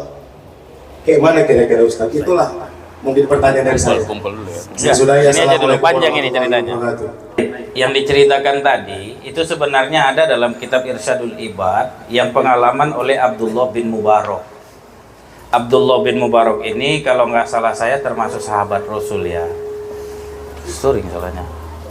Enggak. Nah, baik. Jadi kisahnya Abdullah bin Mubarak ini berarti manasik haji plus kaji tasawufnya ini. Saya ceritain jadinya. Karena saya sanggup, saya ceritain ya. Jadi Abdullah bin Mubarak itu pernah ingin menunaikan ibadah haji. Begitu dia menunaikan ibadah haji, biasalah kalau bahasa kita, ini saya contohkan bahasa kita, ada tepung-tepung tawarnya lah. Jadi adalah kenduri-kendurinya, adalah makan-makannya, walimatu safar namanya. Kan itu disunahkan. Jadi setelah walimatus safar lah rame-rame sama kawannya dibuat, Abdullah bin Mubarak ini pulang. Kebetulan di zamannya Abdullah bin Mubarak berangkat haji tak seperti zaman sekarang pakai waiting list. Ada duit berangkat. Jadi Abdullah bin Mubarak ini jalan ketemu dengan ada seorang ibu sedang ngorek-ngorek sampah. Agak aneh ditengok oleh Abdullah bin Mubarak karena yang dikorek-koreknya itu bukan dicari kayak kita botol aqua apa gitu, enggak, dikorek-korek. Rupanya dapat bangkai ayam. Ayam tadi, bangkainya tadi kan Abdullah bin Mubarak tahu itu ayam mati gitu. Dibawa sama ibu tadi pulang ke rumah. Oleh Abdullah bin Mubarak dibuntuti ibu tadi nih. Ini ada dalam kitab Irsyadul Ibad. Dibuntuti. Masuk ke rumah ibu tadi itu. Maaf, berdosa sebenarnya Abdullah bin Mubarak mengintip ibu tuh, tapi terpaksa. Apa yang mau dibuatnya dengan bangkai ayam tadi? Ternyata bangkai ayam tadi dipesiak apa namanya? Kulitnya dicabut lah apa namanya ya? Pokoknya apa namanya Bu? Dibersihkanlah dia semuanya seperti itu. Habis itu dimasak. Begitu siap dimasak, dibawalah ke meja makan. Ditengok oleh Abdullah bin Mubarak ada berapa anak-anak di situ. Ini berarti tidak dikasihnya makan, orang makan haram. Kenapa? Karena ini bangkai ayam. Lalu oleh Abdullah bin Mubarak diketuk pintu rumah ibu tuh. Tok. Assalamualaikum. Waalaikumsalam. Namanya Abdullah bin Mubarak ini terkenal sebagai orang dermawan. Kenal lah ibu tuh, langsung bilang, Abdullah bin Mubarak, ada apa mau kemari? Katanya kan. Dijawablah sama Abdullah bin Mubarak, aku kesini mau nanya, apa yang kau masak? Ayam Abdullah bin Mubarak. Ayam yang kau dapat dari tempat tong sampah kan? Kaget ibu itu. Kenapa? Kok bisa Abdullah bin Mubarak tahu? Padahal tadi dia udah nengok-nengok nggak ada orang gitu. Tapi Abdullah bin Mubarak bisa tahu. Lalu kemudian kata ibu tuh, iya Abdullah bin Mubarak, ini anak-anak ini udah lama gak makan, udah 3 hari gak ada lagi perbekalanku, maka ku cari yang dapat ku bangkai ayam, itulah yang ku kasih. Lalu kata Abdullah bin Mubarak, diambilnya uang hajinya, dikasihkannya, buang itu, ini jadi bekal untuk makan anak-anak yatim itu. Abdullah bin Mubarak tadi pun pulanglah. Orang semua berangkat haji, berangkat Abdullah bin Mubarak tinggallah di kampungnya. Karena dia dermawan, tidak ada macam orang sekarang kepo, kenapa nggak jadi dia berangkat? Apalah penyebabnya? Nggak ditanya kayak gitu. Begitu orang yang pulang haji tadi pulang, disambut. Macam kalau bahasa kita macam orang-orang dulu ada marhabannya, dimarhabankanlah. Begitu diucapkan selamat ya, semoga haji membayar haji yang mabrur, terima kasih. Giliran Abdullah bin Mubarak mengucapkan selamat sama orang yang pulang haji, persis seperti cerita tadi. Abdullah bin Mubarak, ngapain kau ucapkan salam? Bukankah kau yang ngawaniku satu? Abdullah bin Mubarak terbodoh, kata orang sekarang. Apa pula aku di sini? Dibilang aku ada di Mekah. Ketemu orang kedua diucapkan selamat ya, semoga hajimu menjadi haji yang mabrur. Abdullah bin Mubarak, ngapain kau ucapkan salam? Bukankah kau kawanku yang minum air jam-jam, yang ngambilkan air jam-jam untukku? Abdullah bin Mubarak tadi bingung. Lalu ketemu orang ketiga, dia bilang, selamat ya, semoga hajimu menjadi haji yang mabrur. Abdullah bin Mubarak, ngapain kau ucapkan salam? Kan kau yang mengawaniku saat saya antara Safa dan Marwah. Betul-betul bingung dia. Sampai dia malam harinya mimpi dia ketemu dengan Rasul. Kan hadisnya kalau mimpi ketemu Rasul itu mustahil setan yang nyerupain. Ditanyalah sama Abdullah bin Mubarak, ya Rasul, kenapa setiap kali orang ketemu ku ucapkan selamat ya, semoga hajimu menjadi haji yang mabrur, itu ditepis sama mereka, dianggapnya aku udah menunaikan haji tanah suci. Lalu kata Rasul, Abdullah bin Mubarak, lupakah kau dengan uang haji yang kau berikan terhadap orang yang sedang dalam kesusahan, dan saat itu andai kata dimakan ayam tadi, maka anak-anak itu memakan bangkai. Lalu kata Abdullah bin Mubarak, ya Allah, hajimu diterima oleh Allah subhanahu wa ta'ala. Abdullah bin Mubarak tersadar dia. Nah, dalam cerita ini kata para ulama, haji itu kan keistimewaannya dihapuskan segala dosa. Tentu saja dosa kecil. ya bukan dosa besar. Dosa besar ya minta ampun lah, tobat lawak sama Allah kan gitu ya. Nah, yang dihapuskan itu dihapuskan dosanya. Seluruh dosanya dihapuskan oleh Allah Subhanahu wa taala. Nah, jadi kata para ulama, ada 3 amalan manusia yang isinya ampunan Allah. Yang pertama, idkhalis surur fi qalbil mu'min, menghadirkan rasa gembira di hati orang mukmin. Yang kedua, wa yutridu anhu jau'an, menghilangkan rasa lapar orang lain. Yang ketiga, wa yakshifu anhu karban, menghilangkan kesulitan orang lain. Abdullah bin Mubarak melakukan ketiga-tiganya sehingga Abdullah bin Mubarak mendapatkan pahala seperti pahala haji mabrur. Di hadis yang lain ada bunyinya, man asbaha yanwi nasratal mazlum wa qada'a hajatil muslim kana lahu ka ajri hajjatim mabrurah. Siapa yang sejak pagi hari berniat menolong orang yang sedang terzolimi atau menyelesaikan hajat orang muslim lainnya, maka Allah Subhanahu wa ta'ala memberinya pahala seperti pahala haji mabrur. Itulah yang dialami dari cerita tadi. Nah, Ustadz, jadi haji itu yang penting yang mana? Sebenarnya dua-dua. Dia ngerti tentang prakteknya secara fikih. Yang kedua, dia ngerti tentang hikmah dari menunaikan ibadah haji. Pertanyaannya, kebanyakan orang menunaikan ibadah haji, kadang-kadang yang dipikirkan cuman fikihnya. Saya dipanggil kemari cerita fikih. Kalau cerita hikmah lebih panjang lagi nanti. Jadi banyak orang berangkat menunaikan ibadah haji dan umroh itu, mohon maaf, lebih didominasi cerita tentang fikihnya. Kalau cerita fikih ngikut-ngikut aja wa asal ada niatnya tadi, sah itu.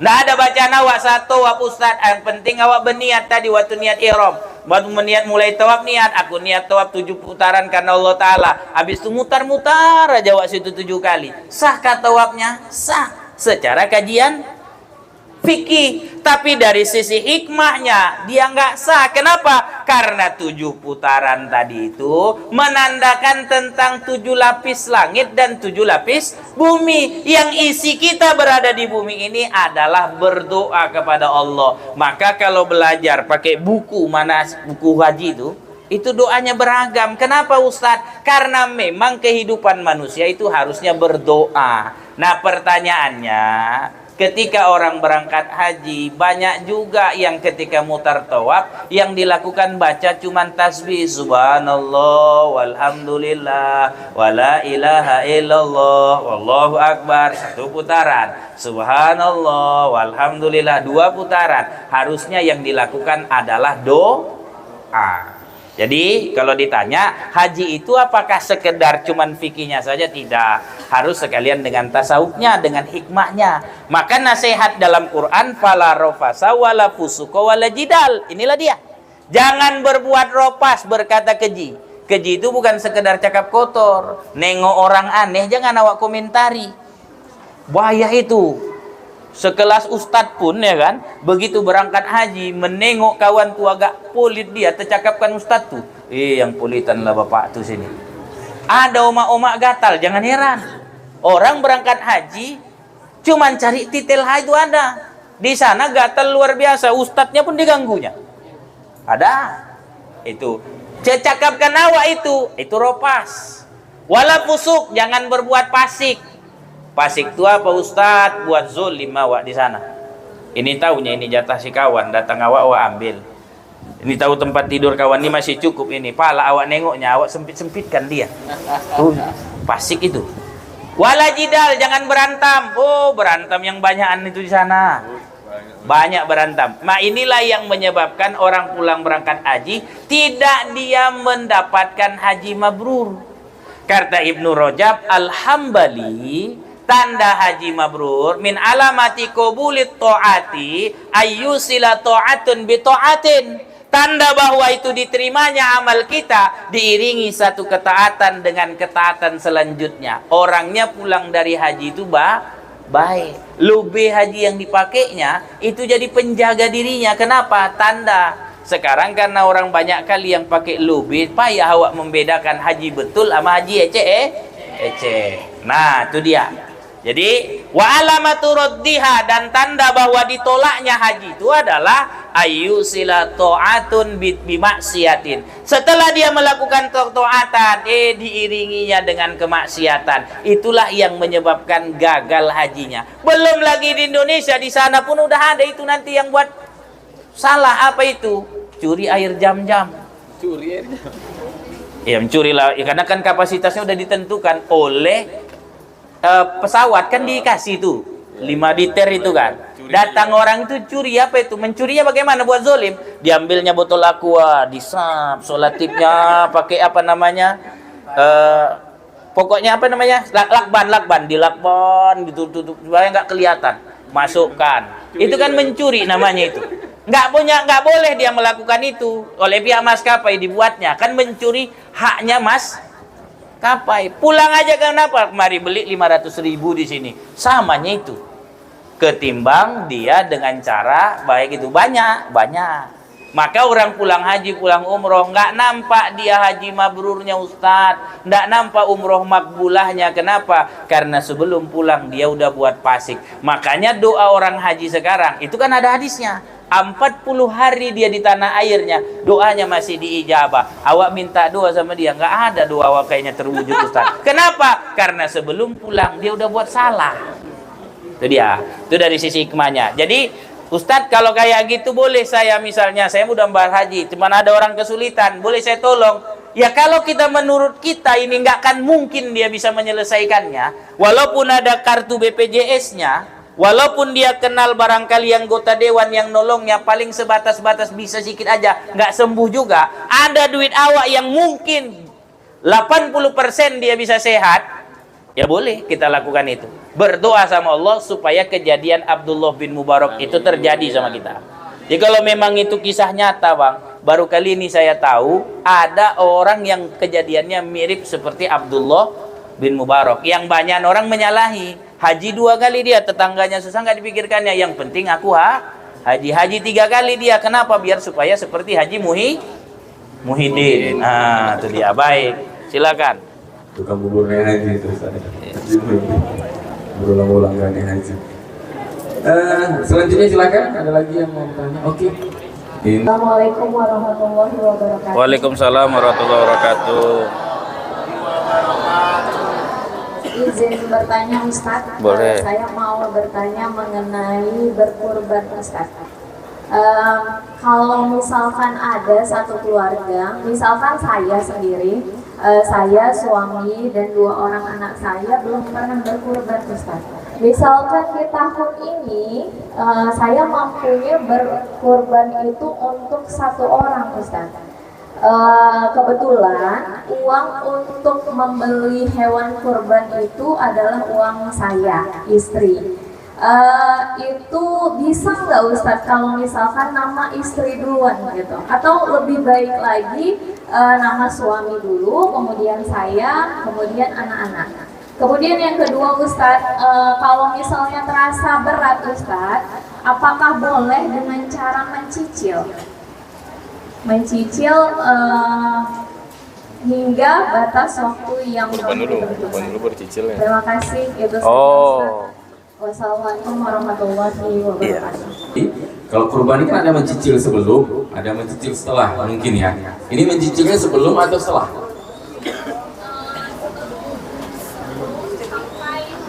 Oh, dari sebelum sampai udah kurban baru cicil lagi, belum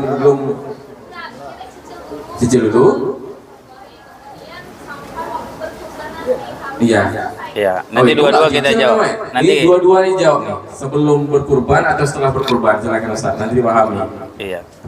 Ini kayaknya resiko jadi penyiar radio Pati nih, semuanya ditampung. Baik. Ya, ini sebenarnya di luar dari konteks bicara tentang manasik haji ya. Nah, terkait dengan berkurban, Ustaz, apa hukum kurban? Jawabannya adalah sunnah muakkadah. Minimal sekali dalam seumur hidup. Nah, syarat berkurban itu apa? Kita runut dulu.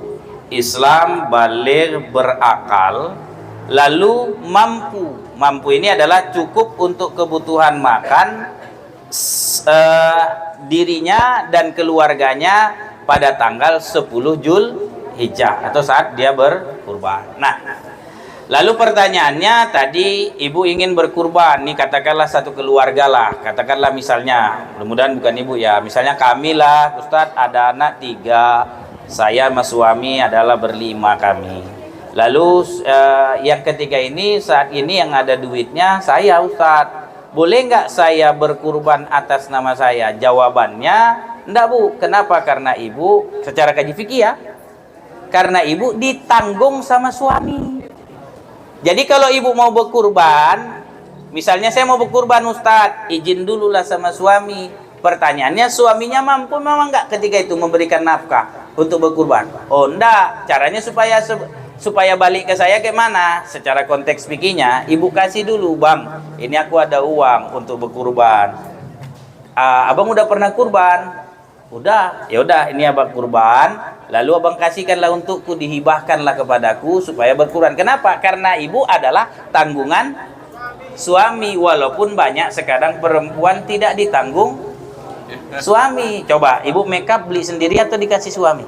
Beli sendiri kan, jujur kan? Harusnya yang tanggung makeup suami. Percang kali. Kan gitu. Terkait dengan fikih nafkah. Fikih nafkahnya itu seperti itu, kan gitu ya. Jadi ada kaji namanya fikih nafkah. Nah, supaya keluar dari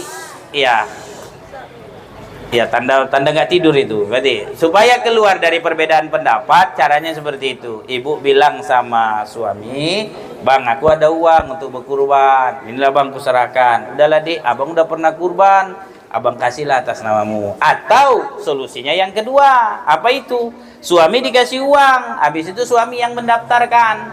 Habis itu dia bilang, Dik, ini udah abang daftarkan, sekarang abang hibahkan samamu ya, kamulah yang berkurban. Memang ada pendapat yang mengatakan yang hanya berkurban itu suami saja, karena yang menafkahi kalau bisa cuma satu. Tapi solusinya masih bisa. Apa itu? Dihibahkan. Nah, beda kajinya lagi. Masuk dia kaji hibah, boleh dihibahkan. Ustadz, saya pernah dengar Syekh Ali Jabir bilang, Ustadz, itu videonya beredar itu, satu kambing Ustadz bisa satu keluarga, katanya. Iya, itu mazhab Maliki. Dalam mazhab Syafi'i menafsirkan hadis itu beda lagi. Hadisnya itu gini. Ini gara-gara beda sudut pandang memahami hadis. Rasul ketika itu sama Aisyah. Aisyah katanya kan, tolong dulu ambil pisau. Diambillah sama Aisyah pisau.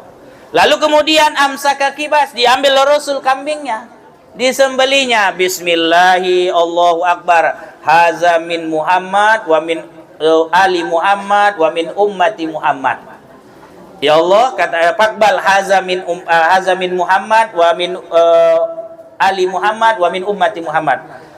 Bismillahirrahmanirrahim. Akbar. Ya Allah, terimalah ini kurban dari Muhammad dan keluarga Muhammad dan umat Nabi Muhammad.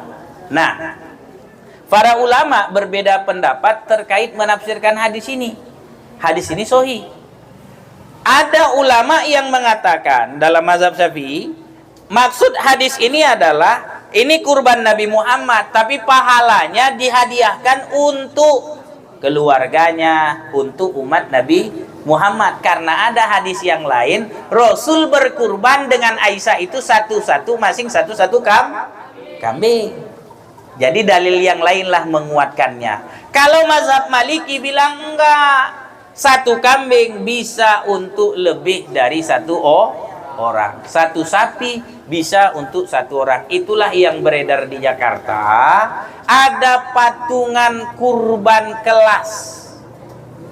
Jangan dipakai di sini, nanti dibid'ahkan, disalahkan. Di Jakarta ada sekolah apa namanya itu ya. Satu kelas itu satu kurban.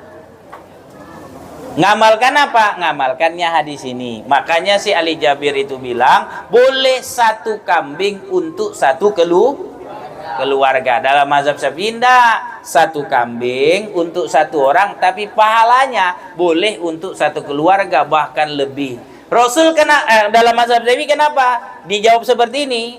Jawabannya karena ketika itu di zaman Rasul musim paceklik, musim kesulitan. Dan di situ juga lah hadis yang mengatakan tidak boleh daging kambing itu disimpan lebih dari 3 hari. Kenapa? Karena orang ketika itu sulit, disuluhlah untuk dibagi-bagikan itu secepatnya. Setelah kondisinya nyaman, Rasul pernah makan daging kambing, daging kurban itu, pemberian orang gitu ya, hadiah, pemberian orang. Pernah Rasul makan daging kurban itu di 15 hari. Nah, makanya perlu pendudukan hadis ini. Jangan satu hadis, oh ada hadis yang lain nggak bicara tentang ini. Nah, jadi jawabannya, solusinya, kalau itu boleh nggak dititipkan karena suami daftar, habis itu suami bilang udahlah deh atas namamu aja lah kurbannya, kuhibahkan itu bahasanya, boleh. Yang kedua, Ustadz, biar jadi 2 Ustadz, jangan satu kami. Satu cash, satu lagi cicil Ustadz, pas tanggal 10 baru genap ada duitnya. Boleh Ustadz, boleh dicicil, boleh. Kita kumpul-kumpul dulu, baru, apalagi zaman sekarang banyak yang nerima pembayaran penyembelihan hewan kurban dengan cara online. Kan gitu kan, dari HP aja bisa kan gitu ya. Nah, bagaimana kalau misalnya orang berkurban dengan cara utang dulu baru bayar? Mohon maaf. Ada orang berkurban pakai kartu kredit. Kartu kredit kan mau cari untung juga. Caranya gitu, dikirimnya broadcast. Anda mau berkurban dengan cara menggunakan kartu kredit, bayarnya sekian, cicilannya tiap bulan sekian. Boleh atau enggak? Jawabannya dicek dulu. Mampu enggak kita untuk mencicilnya setiap bulan tanpa merusak biaya kehidupan selama sebulan di rumah? Kalau mampu, boleh. Tapi kalau nggak mampu, nggak boleh. Ada juga pendapat yang melarang. Kenapa? Karena dia harus ada saat ini. Samalah kayak kasus yang tadi. Orang berangkat haji dengan cara ngutang. Supaya dapat nomor kursi, bayar dulu kan gitu kan. Padahal duitnya belum ada, dia cicil-cicil lah, talangan. Biasa macam kita berangkat ke Pegadaian paling rendah sekarang. Dengan modal 5 gram emas, Anda sudah dapat porsi. Harusnya Pegadaian bayar ini, kan dipromosikan kan gitu kan. Nah, Pegadaian gitu ya. Bolehkah itu? Jawabannya boleh, asal kita yakin bisa mencicilnya setiap bulan dan tidak merusak biaya kehidupan kita. Nah, itu jawabannya.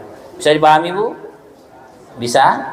Bisa. Jadi nggak selamanya pendapat yang bilang yang kurban itu hanya kepala rumah tangga, yang lainnya nggak boleh. Boleh. Caranya dihibahkan atau disedekahkan kepada anaknya lah, atau kepada istrinya lah terakhir yang berkurban. Baik, silakan. Kalau banyak kali. Assalamualaikum warahmatullahi wabarakatuh. Waalaikumsalam warahmatullahi wabarakatuh. Saya Nakika Jasmine Salsabila dari kelas 10-4. Izin bertanya Ustadz, gimana jika seorang wanita itu ingin haji cuma mendapatkan haid Ustadz? Kan enggak mungkin, misalnya dia menunggu gitu kan, karena rombongan kan mau pergi juga, berangkat juga Ustadz.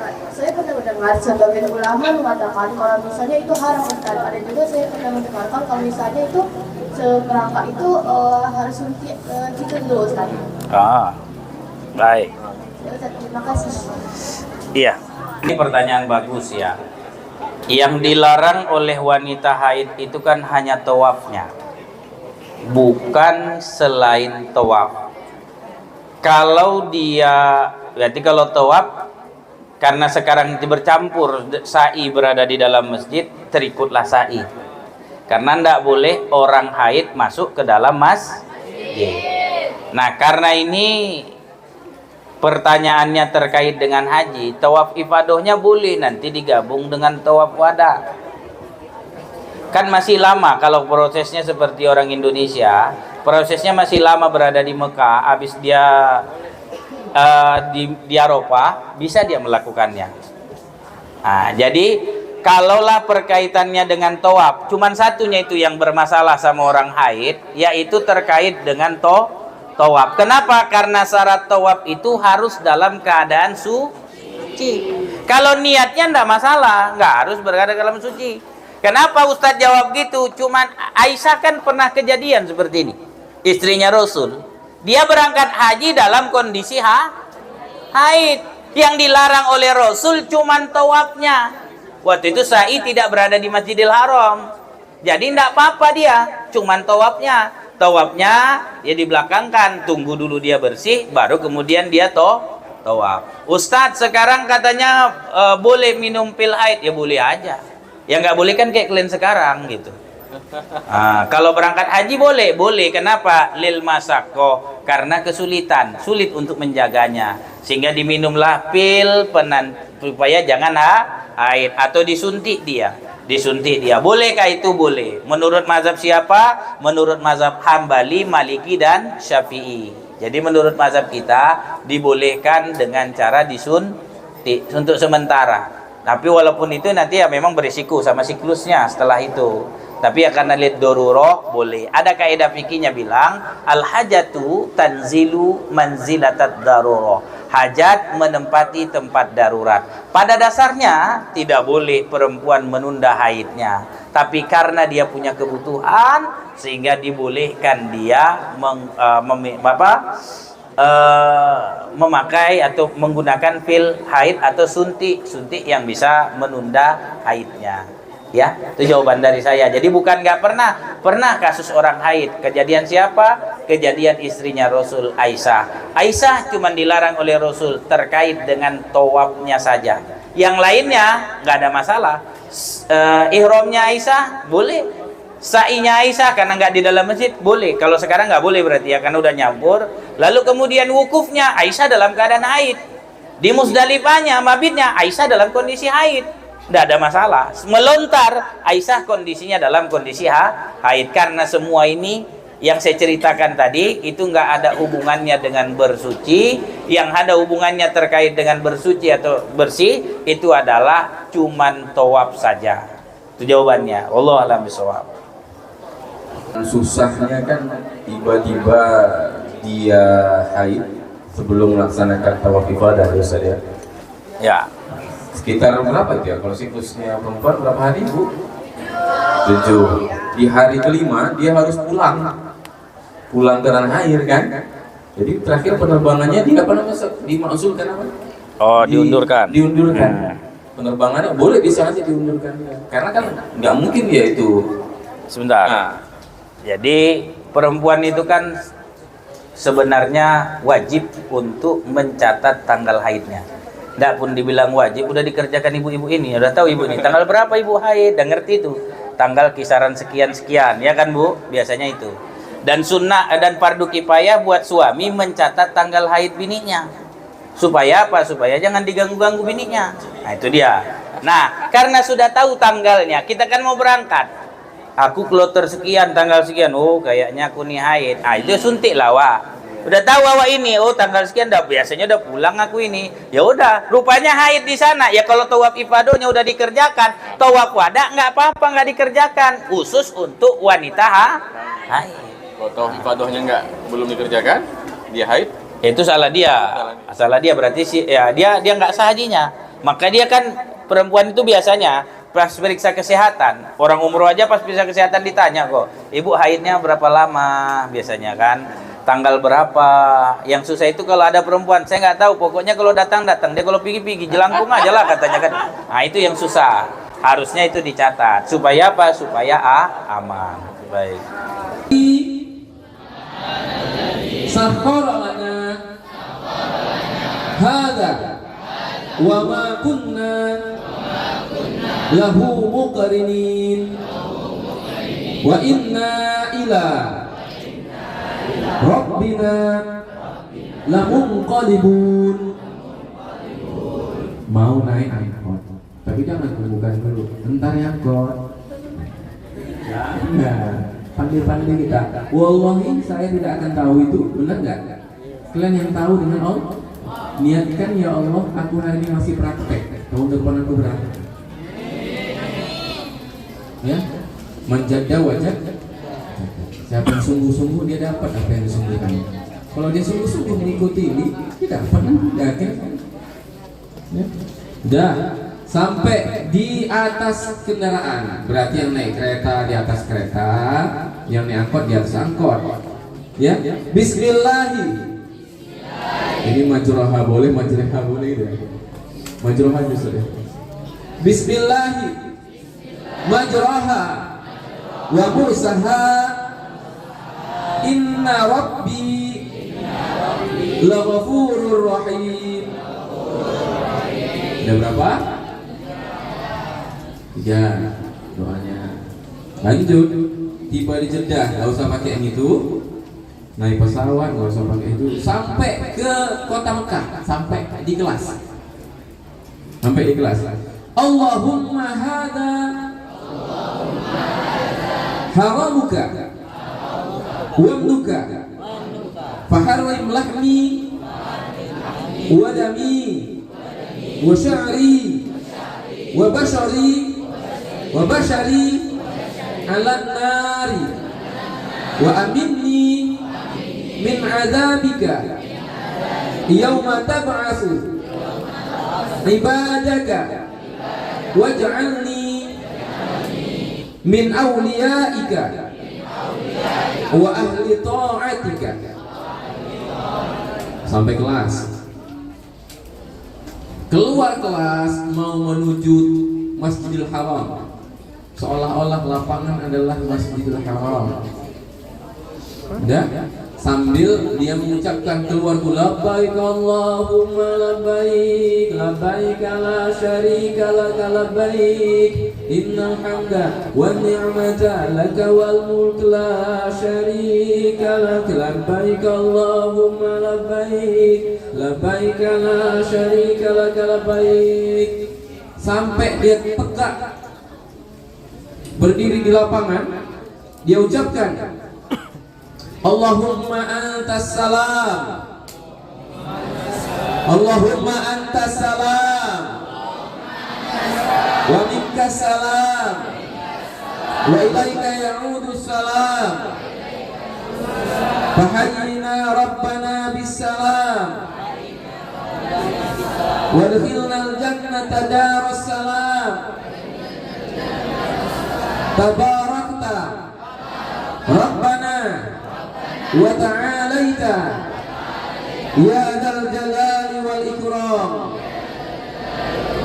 Allahumma aftah li abwaba rahmatika bismillahi walhamdulillahi wassalatu wassalamu ala rasulillah.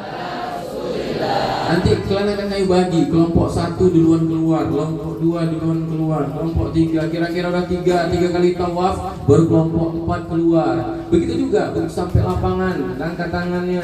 Ini atau sambil ya, mohon maaf, sambil kan dan selesai. Jadi enggak langsung serentak 100 ini, enggak gitu. Ya, paham? Lanjut. Ketika melihat Ka'bah, kalian tetap udah berada di Masjidil Haram, kalian nengok Ka'bah, di sini berhenti, angkat tangannya, Allahumma zid.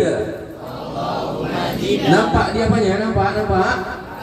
Allahumma zid. Hadzal baita tasrifan wa ta'ziman wa takriman wa mahabah. Wazid man syarrafahu wa 'azamahu wa karramahu mimman hajjah aw i'tamara tasrifan wa ta'ziman wa takriman wa birran. Baru masuk dia tawaf yang pertama, dihitung dimulai rukun Hajarul Aswad. Jadi ada rukun Iraqi, Yamani dan lain sebagainya. Jadi dimulai tawaf itu kalau ini peta. Gini ya. Udah jadi. Belum, Pak. Ada yang ngawur memang. Yang mau cepat diajankan memang dia. Wallahi. Al-Fatihah.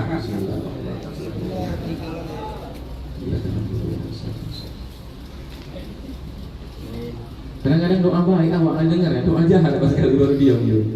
Contoh ini adalah Ka'bah walaupun tidak ya. Nanti kan ada yang Hajarul Aswadnya di sini. Dimulai hitungan pertama itu di sini. Bukan begitu masuk nanti di sini. Udah di sini dihitung pertama, coba putar satu enggak. Walaupun kalian masuk nanti di rukun yang sudut sini, ya kan? Kalian hitung satu putaran dimulai itu ketika berada di rukun yang Hajarul Aswad. Ya? Disitulah ada kata istilah istilam. Istilam tuh kalau dulu Rasulullah itu banyak versinya. Ada memegang, ada mencium, terakhir baru menyapa, melambaikan tangannya. Contoh itu Hajarul Aswad kan? Sapanya, kecupnya baru mulai. 1, 2, sapa. 2, 3, 4, 5, 6, 7, selesai. Jadi walaupun dia masuk dari sana, dia harus jalan dulu keliling sampai dia tepat berada di hadapannya Hajarul Aswad. Itulah dimulai hitungan putaran pertama tawaf. Istilam dulu. Baru mulai. Ada apanya? Ada ketentuannya. Yang pertama tadi apa? Bersuci, berwudu. Yang kedua, itu kalau itu Ka'bah itu berada di sisi kiri, nggak boleh sisi kanan. Misalnya saya sudah putaran pertama sampai sini, mau putaran kedua, sengaja tak disengaja, tiba-tiba saya tergeser. Ka'bah itu berada di kanan saya, putaran kedua batal.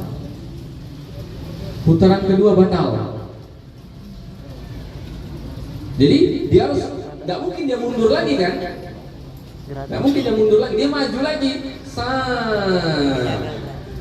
Mulai lagi hitungan putaran kedua. Walaupun sebenarnya itu putaran ketiga. Harus berada di sisi kiri. Makanya jangan selfie sampai ada orang, selfie lagi, tawaf selfie dia batal. Mohon maaf, buang angin di putaran ketiga. Tunggu. Keluar dari barisan, pergi berwudu lagi. Karena syarat tawaf itu kita harus bersuci, berwudu. Kalau sempat istinja dia, mau buang air, tapi dia 1 kilo dulu keluar dari area Masjidil Haram. Masuk lagi. Nah, yang putaran 1, 2 nggak batal, tetap di putaran ketiga dia lagi. Gitu. Paham? Itu ada putaran-putaran 1, 2, dan 3. Sebenarnya seperti kata Ustaz tadi, tidak ada patokan doa apa saja yang boleh. Maka saya nggak doa-doa yang ada di buku ini. Doa putaran pertama saya doakan untuk diri saya dulu. Contoh, ya Allah jadikanlah aku ini, ya Allah mudahkanlah aku. Doa kedua untuk orang tua saya, emakku, ya Allah begini, ya Allah, gitulah kira-kira. Udah? Doa ketiga, tapi ini ada panduannya. Kita pakai panduan ini. Putaran pertama itu, putaran kedua, ketiga, keempat, kelima, keenam. Harus pakai ini, harus dibaca ini, makanya lama. Ketika mau ke Hajarul Aswad baru berganti. Rabbana atina fid dunya hasanah wa fil akhirati hasanah wa qina adzabannar. Baru dari situ sampai ke Hajarul Aswad doanya itu. Istilam lagi, putar lagi. Baru masuk ke sa'i. Kalau sa'i enggak berwudu boleh. Atau batal wudunya tetap aja sa'i. Udah, perhatikan. Ini nanti sholat sunnah tawaf. Enggak usah pakai sholat sunnah tawaf. Biasanya orang yang sudah tawaf itu keluar dari jalur tawaf, dia ambil tempat sendiri, dia sholat sunnah. Nggak bisa kita tempat yang mustajab. Apa itu? Di antara Hajarul Aswad dengan Multazam, dengan pintu itu Multazam. Nggak bisa kita doa, kita menghadap di situ, upayakan menghadap di situ. Biasanya kayak gitu. Kalau saya dulu kemana kayak gitu, orang-orang yang berhaji, berumrah dulu gitu, selesai tawaf. Ya terus, lanjut. Doa ketika di Bukit Safa, kan dimulai dari Safa, berhenti dulu kita. Berhenti, baca lagi Bismillahirrahmanirrahim. Ini nggak nyapal, pakai handphone pun boleh. Karena kami pun gitu dulu, pakai buku, dipakai bukunya. Menghafal gimana menghafal? Ujian aja pengampun apa lagi menghafal ini. Ya kan? Selesai ketika sedang berada di atas bukit Safa ada lagi. Nanti ada jalur tengah. Di jalur tengah tuh kalau misalnya dari awal Safa jalannya pelan, di tengah tuh nanti ada kami tandai, dia agak lari-lari kecil. Inna Safa wal Marwata. Gitu nanti ada nanti. Ya? Lanjut. Selesai. Gak usah lagi kita lanjut. Terus ketiga panjang kan? Ketiga nggak usah. Dan seterusnya nggak usah. Di awal terakhir aja Ustaz ya. Dan terakhir aja biar apa? Nah ini dia. Yang di halaman berapa saya nggak tahu nih. Setelah melewati dua pilar. Di antara dua pilar itu dia Inna Safa wal Marwata min sya'airillah. Faman hajjal baita aw ya'tamara fala junaha alaihi ayyat tawafa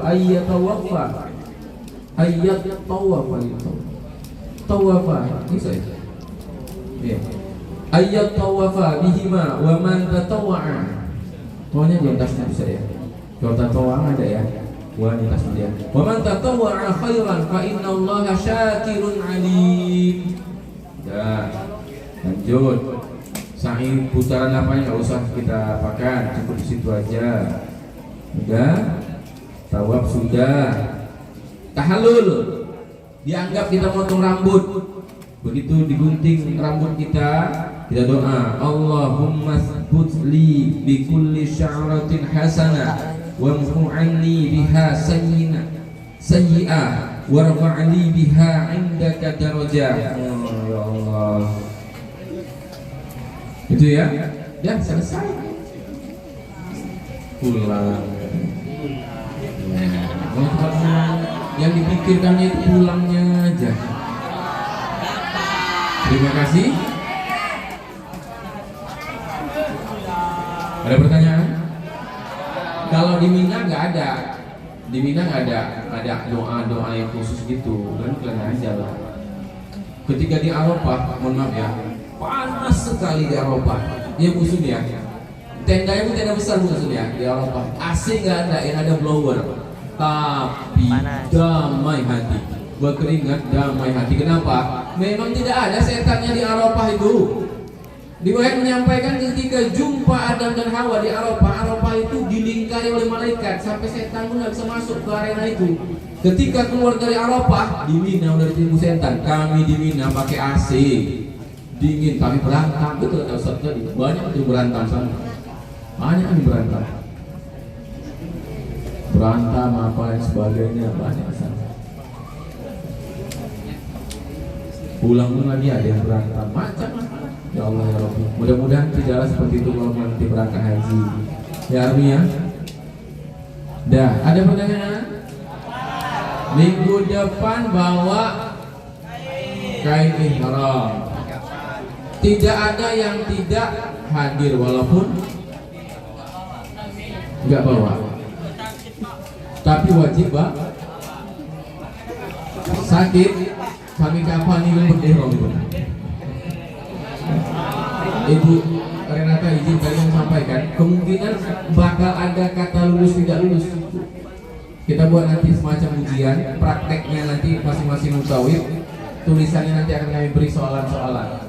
Seperti itu. Yang lulus berarti tahun depan sunnah dia mengikuti.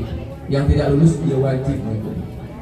Walaupun kan sudah aktif juga. Mudah-mudahan bermanfaat. Ada lagi tentang selesai.